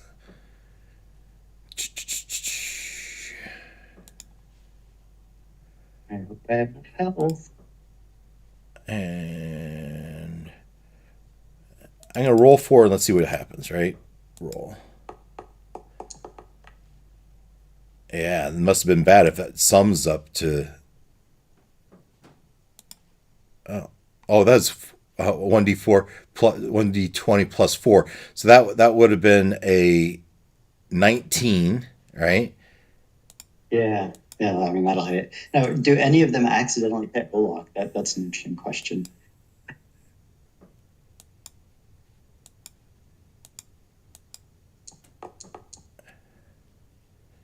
$16. We'll miss. All right, so 1 hits you, and it's going to do 10 points of damage. See, I prefer the 0. Yeah, I bet you do. Oh, Yeah, I'm not looking so high. yeah, but that's enough as you break your invisibility. And Ketotah or Oloc, I assume you break your invisibility as you hear him doing the spells, so he can lay his hand on you to. I believe he needs to put his hand on you, or at least see you to make you fly as you jump in the air, right? Yep. And you begin your flight. Yep, and I'll follow him, and I guess over the course of 2 rounds, if it's important, I want to first cast the invisibility. So then I can see him, and then I'll just let Tah lead. And then I'll cast invisibility on the 2 of us again for the final time today. Before you do that, I will cast Cure Wounds on myself. Okay, yeah. So see invisibility, some cure wounds apparently, and then so I'll give him like a round to do something. Well, that was kind of exciting, guys. Oh, it's terrifying, I believe is the Terrifying. All What's right. a healing? that's a pretty good roll. I also have a plus 8. Plus 8. on that? Jeez. Yeah. Because as a cleric, I get healing bonuses. I thought it was more. I think I said the windmill was southwest by southwest, but apparently it's more straight west. That is. Yep. So we have a fly speed of 60 feet, and it has a 10-minute duration. And very importantly, we need to be on the ground when the spell ends, or else we fall off the sky. How? I'm sorry. Say that again. So fly speed of 60 feet, Yep. and it lasts for 10 minutes. And we Okay. need to be on the ground when the spell ends, or Yeah. else we'll fall out. Yeah. So I could say you at least make it back to the main path, right? So walking, if we bring up I don't know if I have. Let's see here. Travel. Do I have any travel? 20 feet a second. Maybe 10. Because I'm assuming we're dashing. Well, you can only dash so many times before you get exhausted. Oh, all right. Well, we'll assume we're not doing that then. You can dash a couple times, but dash a couple times, rest. I had notes though. I thought on time travel, the times of. But I'm just gonna say you fly, and within 10 minutes you get to the main road, right? I think that's fair. Yeah. And as you fly out, how long were you visible? I mean, It would have been like 20 seconds most, right? yeah. I think 3 rounds. 3 before rounds. we cast invisibility because I did the round we started to fly, the round where I cast see invisibility so I could keep track of Tah through the air, and then he cast cure wounds, and then the next round I cast invisibility again. So I'm just thinking to myself as we make this dramatic exit, the bows that these skeletons were using had to have been long bows, right? Because otherwise they couldn't hit anything from there anyway. Not with any accuracy. But we'll just say the one hit.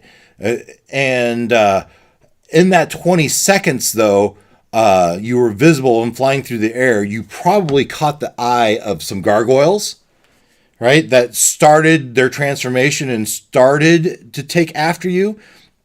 But by the time they activated and came towards you, you disappeared. Okay. And you know, in the invisible, and I assume that you're holding onto each other as you fly. Well, No, that's why I cast see invisibility, so Tah could lead and I could keep track of him. All right. right. So Tah, you were visible the whole time? Because now we have a problem. No. No. I cast see invisibility. Oh, I can you're see both things invisible, when and you can see invisible. All right, so you're both invisible to the gargoyles as you fly away. All right, I like that. That makes a good story in my mind. And then you fly to the gates of Barovia, which is this here. All right, and you end on the path to Vallaki, which would take you, which you're probably an hour outside of Vallaki. Oh, what time is it? So it's probably, you probably spent no, I'd say that took to investigate the castle as you did, but it took probably to get an hour, right? yeah. So it's probably after 4 o'clock.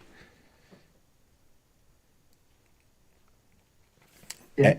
And so it's going to take you probably from there. It looks like, I mean, it had to have been under. If it was over an hour, the invisibility would have worn off anyways. So for the yeah. sake of the story, Pardon me.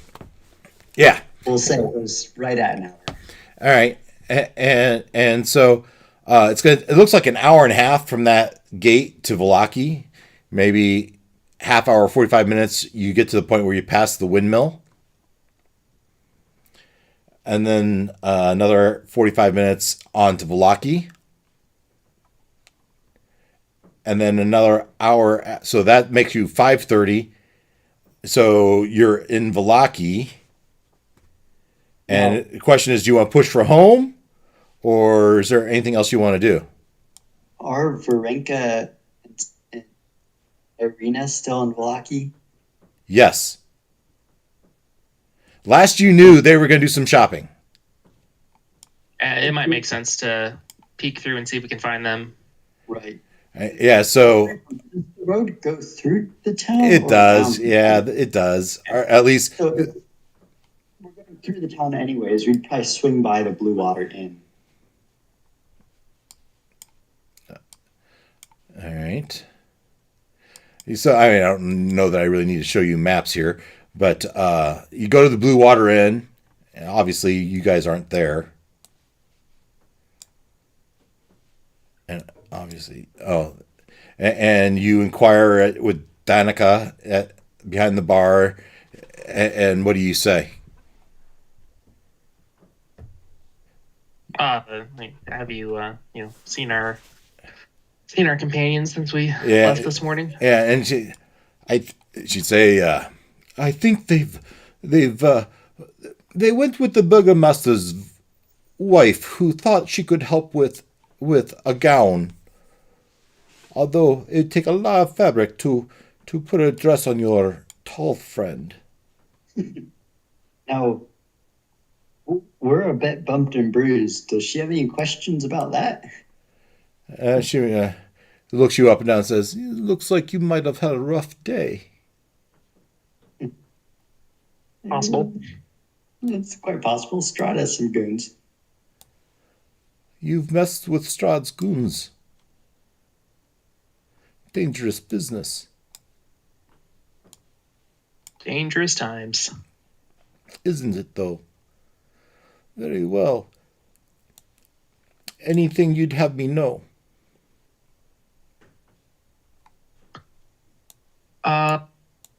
Okay, so we know the drawbridge is the signal. So yeah, I guess we'll pass on the drawbridge is the signal. So, the keepers of the feather, you would have stormed the castle as you were if the drawbridge falls. We can watch for that. Yes. We should roll. I don't know if we've done it yet. For the keepers, we're not going to do it. I want to do that in the bigger group. But we should roll for the number of allies in the keepers of the feather. Oh yeah, I don't think we have done that. And that's another group that can fly. Yeah. And we'll tell them about the gargoyles. Yeah. That was a good last minute addition to our knowledge. Birds of The stone. freaking swords. I feel betrayed by the swords. The swords? You're saying that swords betrayed you? How did the swords betray you? They were just decorations on the wall, and then they started floating and flying towards us. And how would they fly? How would they fly and float? Ah, never mind. It's Ravenloft. Expect anything, I suppose. Yes. Even cats. Cats? Yep. What about cats? Hey. There was a lot of them in one room. I don't suppose you know or heard any rumors about some sort of fleshy, spherical mass thing that just kind of floats there. And we're going to consult the fate chart. And I think that is no way. No way she's heard of that. But I like the fate chart, so I'm going to ask to roll on it. We're going to put your chaos rank. Now that you're here, it's back down to a 5, right? As you've escaped and things have calmed down. Right. Is this the D100? Yep, D100. Gosh dang it, I did it again. 1 D100. Roll. 69, Oh, dude. 69. Yeah. It's a no, right? It's a strong no. 1584 is a no. What? My brain can hardly imagine what you're describing to me. It's weird. Definitely seems like maybe something important though. Yes. Guys, if you hear any rumors in the next few days. Why would there be a heart? And how big was it? Like 10 feet across. Yikes. Mm-hmm. Yep. It makes you wonder what manner of beast could have a heart that big. Even a dragon, that would be huge for a dragon even. I've seen dragons as small as 10 feet. Yeah. I mean, those are baby dragons, though. Oh, I mean, does Oloc know how big dragons would get?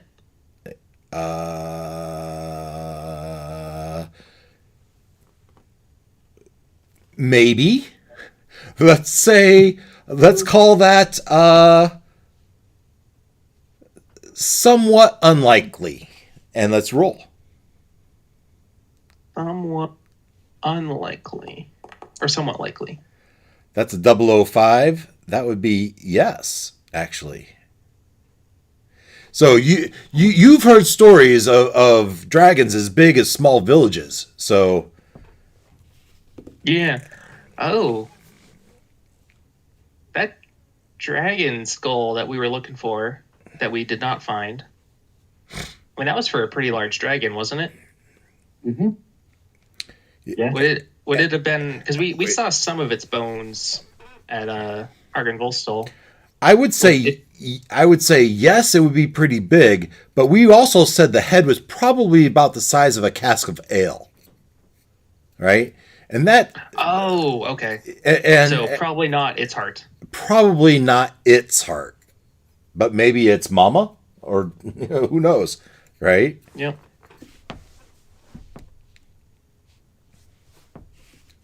So she points you toward the Burgomaster's mansion, and you go there. Yeah.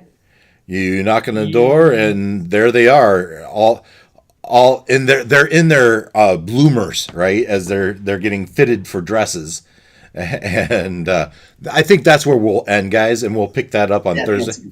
Yep. Yeah. All right. We've gone down from 5-way split to 4-way split. Yeah, but I think everyone else was done with their side adventures. I guess Leonard, are you still on?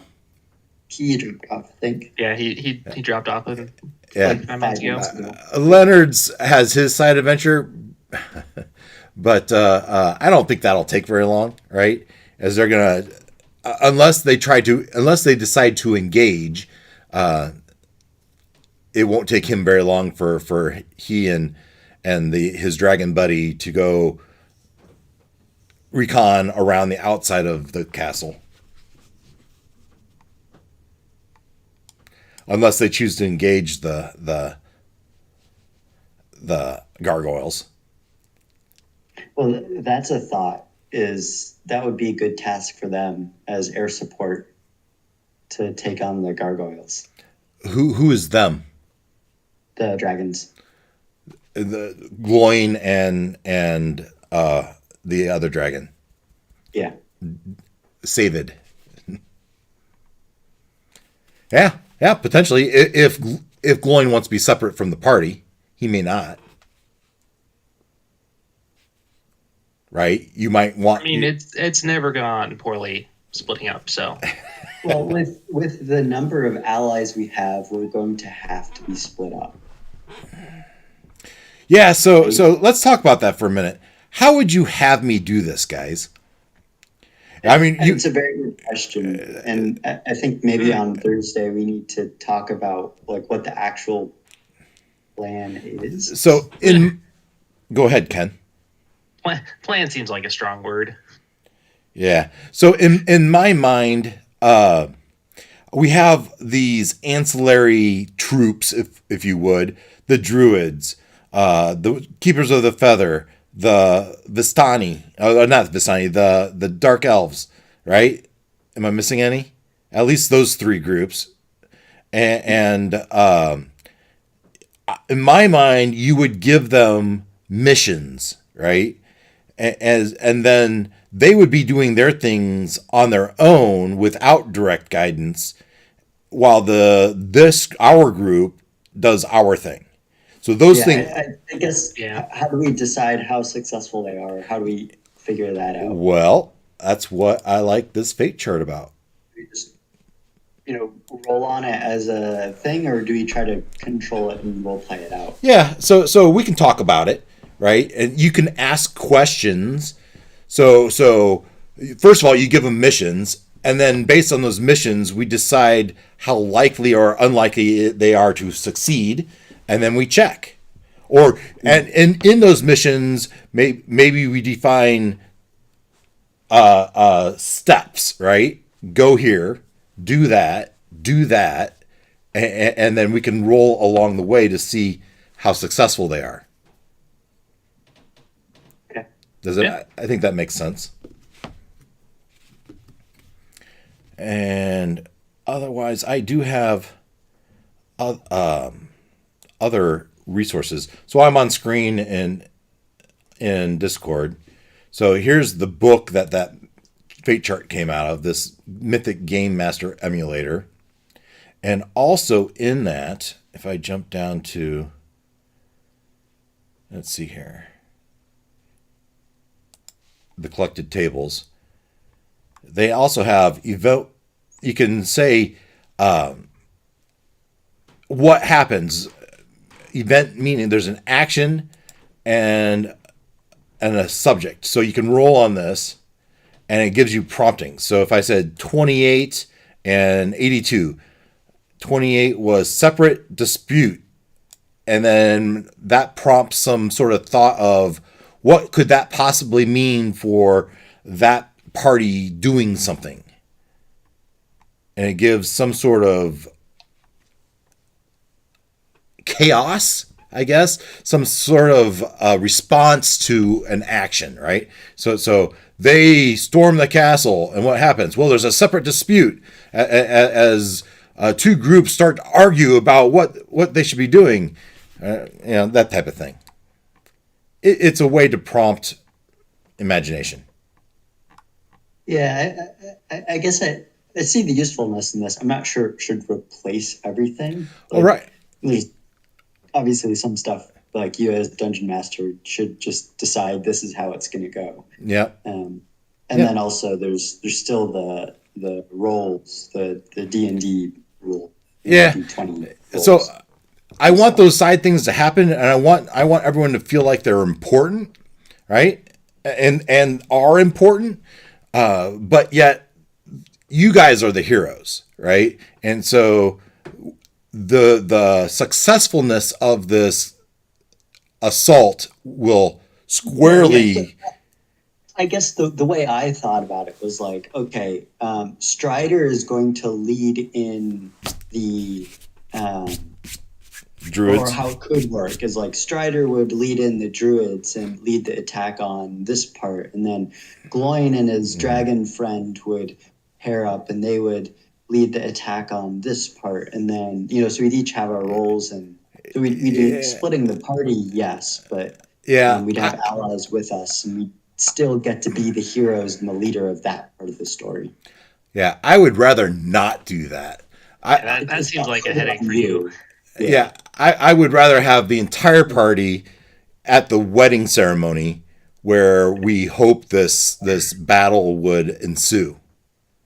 And I think you'll want your whole party there. I would imagine so. We will have to figure out a way to get the drawbridge to be lowered. But that could be a mission of one of your groups that can fly, right? Yep. The druid, some amount of the druids can fly, and the keepers of the feather can fly. So. And there's the teleportation. So there's ways into the castle. Yeah, that's true. True. Yeah. Getting exciting, gotta say. Yeah, so I think I don't know if we'll be storming the castle on Thursday, but I would say it's probably likely the Thursday after that we'd be pretty close. I don't know. We are very good at just dragging days out to, Yeah, I mean, it could. On the flip side, it could happen on Thursday. I don't know what else is left to happen, right? That's a good point. We've kind of, unless Gloin wants to lead a search party for the staff and book. Yeah. I can't really think of anything that's left on our to-do list. Yeah, organize ally. Oh, liberate windmill. That's one of our. That's kind of a side quest. Short-term goals. If we decided to pass on that one. Yeah. Well, remember. I did once we. So, if they are if the entire if the entire realm is at the celebration, where do you think Marge is and her pie peddling cart? Oh, probably here. And would it make sense that if that were an orphanage, that they would set up some sort of booth? Yeah. So probably. Good chance, I would say, on day of wedding that the windmill is empty or near empty. But not that you would take time away from your day to go check it out. Yeah, probably not. Anyway, okay. I really enjoyed that, guys. Yeah, that was a lot of fun. And I think that's it. I wasn't too stressed. I thought it was. I knew we'd find our way out. I was not convinced. I tell you guys, I thought it was going to be over in 10 minutes because you made all that commotion, and when I figured out that room next to you was full of people, I figured because you were visible, right? I gave you one chance. And you took the chance to make yourself invisible again, which was the right thing. You flattened out the carpet, which is the right thing. Had he seen you, had he detected you, he had the ability to charm you. Yeah. That would have been poor luck for us. Honestly, worst case, let's say we were captured, and that would just be the next part of the story. I mean, because I trust you as the DM. You're not just gonna kill us and then that's it. No, yeah. Well, really, capture us and then you'd have to be rescued, and then that would be add another dimension to this. Yeah. So in that room was he and two of the brides, and they were all very scantily clad, and they had servants that were doing their nails, right? Wow. And he was going to invite you to join him. Take off all your gear and join us, and let us do your nails. As you are air quote captured, but now his charm isn't quite the Strahd charm. So yeah.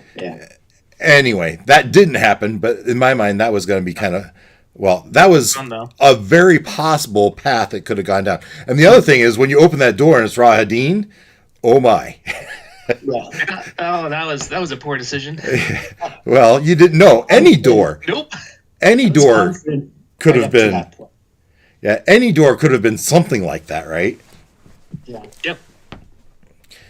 Yeah. Oh man, but yeah, that was like, let's just, we should be near the corner of the castle. Let's just take a quick peek in this room so we can say we, made sure there was nothing behind us.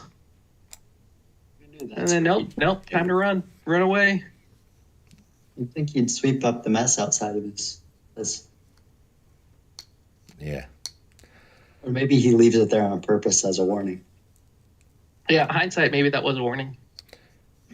And as we're pretty much done for today, so if we take 2, maybe 3 weeks to, I don't know how long it's going to take to resolve Ravenloft.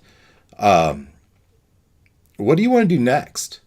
Do you want to continue on with these characters? I kind of like these characters. I think they have interesting subplots, and especially after those gifts. This is an interesting group. Yeah, and I've kind of fallen in love with the chaos aspect of it, and I started getting into that a little bit more when I was building my adventure, and I realized how formulaic the battle is. Like, okay, cast a spell, kill the thing, absolutely, get the treasure, versus like being able to add some chaos and I go back to those charts that I've stumbled on. Yeah, those are great. Yeah, used right. Yeah, those are really powerful and add an element that you wouldn't. Yeah. So this is Mythic Game Master Emulator, and this was Drive Through RPG, right? Is where I got it, and that was based off this dude that Me, Myself, and Die guy. He was talking about. Yeah, that's right. I need to look that up. Me, Myself, and Die is the name of the YouTube channel, and I'm guessing die like a dice and not die like dying. DIE actually. Well, it's the same word for both, right? So. Oh, yeah. It is, isn't it? Yeah. So I'm English. I'm still on screen, right? And let's see here. Yeah, right here. Me, Myself, and Die. Okay. And so he turned me on, and in here he has a playlist of. Must be supplemental videos. Yeah, I guess my only feedback on that, and kind of what I was saying earlier, is like when it should be a quick decision that you can make yourself. Yeah. I would say, just as DM, just make that decision. Yeah. But when it's like, here's an opportunity to, add an extra dimension to it, I think, those tables add a lot. So one thing I had. Anytime you could add more dice rolling into D&D, that seems like seems like the way to go. So I really like this chart. This chart is so anytime you roll on this, anytime you get doubles, you throw in a random event. Ooh. Oh, so like if you got 55, 66, right, like that. And then there's rules about it. 1, 3, and 5. It's this type of random event. 2, 4, 6. It's this, and it has to be less than your chaos level. So if I rolled, if the chaos level was like 6, if you rolled a 77, nothing would happen. If it was a 66 or lower, then something. Yeah, I guess interesting. The big thing with that is, like, it needs to be simple enough. Yeah. At least to start, while we get used to it. Yeah. It's like quick to implement, because if you like, okay, let's pause everything for 5 minutes while we try to figure out what the chaos table is saying. Yeah. Like that, pulls you out of the action. But yeah. No, yeah. But I thought it worked well today. Yeah, I mean, realistically, I don't remember it being too disruptive on Thursday, but yeah, it definitely felt smooth today. Because we rolled on it like 5 or 6 times or something like that. Something like that. I mean, it seemed to go pretty, except where I kept double clicking the D100 button because I keep thinking it's a D10. I have to roll twice. One thing that keeps confusing me is if chaos increases, why did they go from 9 to 1 instead of 1 to 9? Why is 9 on the left? That's a good question. I haven't figured that out yet. Stylistic choice. Maybe they're thinking higher chaos is more common. I don't know. But, I mean, it is D&D, so that's probably true. Yes, but this isn't D&D. This is a third-party mythic. Well, okay. It's still probably for like an RPG type game, though. It is its own thing, right? It has its own system, but this is agnostic. This could be used for anything. Oh, yeah. Yeah, and it's Like, really like you could stick this in an online RPG as well. Like stick it in behind the scenes as a nice little way to spice it up. Yeah, and another thing, and I found when I was putting together my adventure a Reddit page, which is a list of random tables. Yeah. So I bought one of those too, based on his suggestion. And so this is just like an open source list that people have put together, and there's everything on it, like building a dungeon. You can roll on random rooms, or you can roll on factions. You can roll on monsters and loot and books and traps and barbarians, assassins, knights, plots, settlements, wilderness. So it just has all these tables where it's mostly geared towards, like, if you're building an adventure, you can roll on it. It's not so much like during gameplay. Yeah. But I can share that if you guys are interested. Yeah, I would like to see that. So this is the Great Book of Random. Again, this was Drive Through RPG. And this is actually a combination of all this guy's products. He's combined like 5 books into this one. And all sorts of... These are all D100 tables. Okay. And they look like actual D100 tables, unlike the stuff in the D&D book where it's like D100, but it's really just 50. Check this out for book titles. I got 10 D100 tables of book titles. Ooh, nice. That's impressive. Yeah, this Reddit, one doesn't have anything that like inclusive and broad, I don't think, but it has some good stuff in there, at least. So. Yeah, but just this morning I was looking for. I wanted a background, so I'm toying with doing a solo RPG myself, right? Just after watching this guy, it's like, oh man, I could do that. I enjoy that type of stuff, and so I was flushing out the backstory of one of my characters, but I wanted the history. I wanted the history of. I wanted the professions of the parents of this character, and this didn't have. It has jobs, but it doesn't have professions. Yeah, so go to the link I put in Discord. Discord. So you click that link, I'm going to show you like an example of one of them. So you scroll down and say you want to build a faction, which is one of the ones up at the top, or maybe an NPC or something like that. You can just click a faction or an NPC. This is fantastic. You click one of those. Let's do appearance and personality. Yeah. And then there's a bunch of lists in there where, like, okay, here's the traits, here's the eye color, here's ears, mouth, physical traits, and like you can skip some of them if you're like, I don't care that much about that trait, or you can. Yeah, that looks fun. What I did use was the fantasy name generator. Yep. I used that quite a bit. And so I didn't realize it when I went to search it, but where'd it go? In here somewhere. Fantasy name generator, right there. And in here, they have professions. Okay.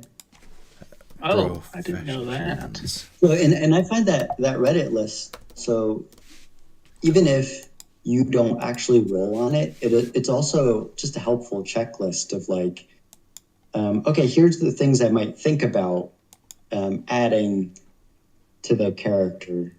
Or the guild, or the whatever, the location, or whatever it might be. It gives you some ideas to think on. So I rolled this for my character's parents, and I came up with courtesan and copyist. And it just prompts, okay, so this dude's parent, one of them was a courtesan and the other one was a copyist. And then I thought, well, this character is first of all, his name's Nitzelplix, and he's an engineer. And I think of him as the prototypical, very nerdy engineer, right? The tape on the glasses, and he's slash MacGyver, right? So a nerdy MacGyver is kind of the hero I'm going for. But his dad was a very astute copyist, and he working for the realm, and at some point he copied some magnificent thing, and when he was done, the king, as a gift to him, he was so happy and then lavished him with all his gifts and stuff. But unbeknownst to the dad, the king sent a courtesan to his chambers and said, I want you to fall in love with him and give him a child. And so this mom enters a relationship with the dad for a period of time. But after having the baby says, it was all, I have my own life. I did this. This is life-changing money for me. But I like you, and it was great. But here's your child, and I'm out of here. And what a great backstory for a character, though. Who's his mom? Do you want to go figure that out ever? Or how's his dad doing? Anyway. So, yeah, love it. I really enjoy it. I probably do spend too much time on it. Mm-hmm. Fun conversation, guys. Yeah. I look forward to Thursday, I guess. Yeah, that'll be fun. Oh, I guess to answer your original question. Yeah, right. I mean, I think playing around with these guys once we're done would be fun. I would eventually like to go after a Shardalon with Zerwalk at some point if we ever decide to go back to Fortitude. And wow. Because now that there's dragons flying around, he's a little concerned about that. But other than that, yeah. I mean, we still have the Dark Queen Ascension thread as right. I'm sure nothing is advancing there while we're here. Well, does time advance while you're here? We don't know that. Yeah, good question. I do like Tah. I think I would like to keep playing Tah, especially, and I mean, you're aware of this, Dave, that the 10th level is going to open up some possibilities for us. Yeah, and how do you do that? And what do you what do you share and what do you not share with the rest of the party? Yeah, I definitely want to complete my little robot at some point. And your robot, that'll be fun. You complete your robot, and how are you going to level it up? Yeah, that's a question. Yeah, fun times. Yeah, I did. I don't know if I ever responded, but I did like your idea of if I ever wanted to, like, retire Oloc for a bit, playing the robot as a character. I think that would be a good time. I think it would be too. It would be hilarious. Have you been watching Critical Role at all? Yeah, that's exactly what I was thinking of. Yeah. The latest season of Critical Role, one of them's playing a construct. So. Okay. Yep. I feel like it's a slightly more useful construct than this one would be at the beginning, but it's been fun to kind of tow around with the like D&D Beyond's homebrew thing. It was like, what would I actually want it to do and be? Yeah. I thought it was funny, Dungeon Dudes, their one-off, when one of the guys was playing a bugbear rogue. So, like a huge bugbear who's also really stealthy and likes to sneak around. I like their one-shots. They're always pretty entertaining. They did a high level with like 2 other YouTube channels pretty recently, where it was a one shot and they made like optimized characters. Yeah, and didn't they bring in people from other YouTube channels? Yep. It was actually one of the other channels like idea. Was it DM's Lair or Treat Monk? No, D4 and then Treatmont. Yeah, Treat Monk. Yeah, Treat Monk's all about optimizing. He's the optimancer. Yep. Watching the Dungeon Dudes is what gave me a lot of ideas about the once an hour rolls just to see if something happens. Because it's almost more fun. I think it's more fun when it doesn't go to plan. Mm-hmm. Not like a crazy oh, you all died kind of thing, but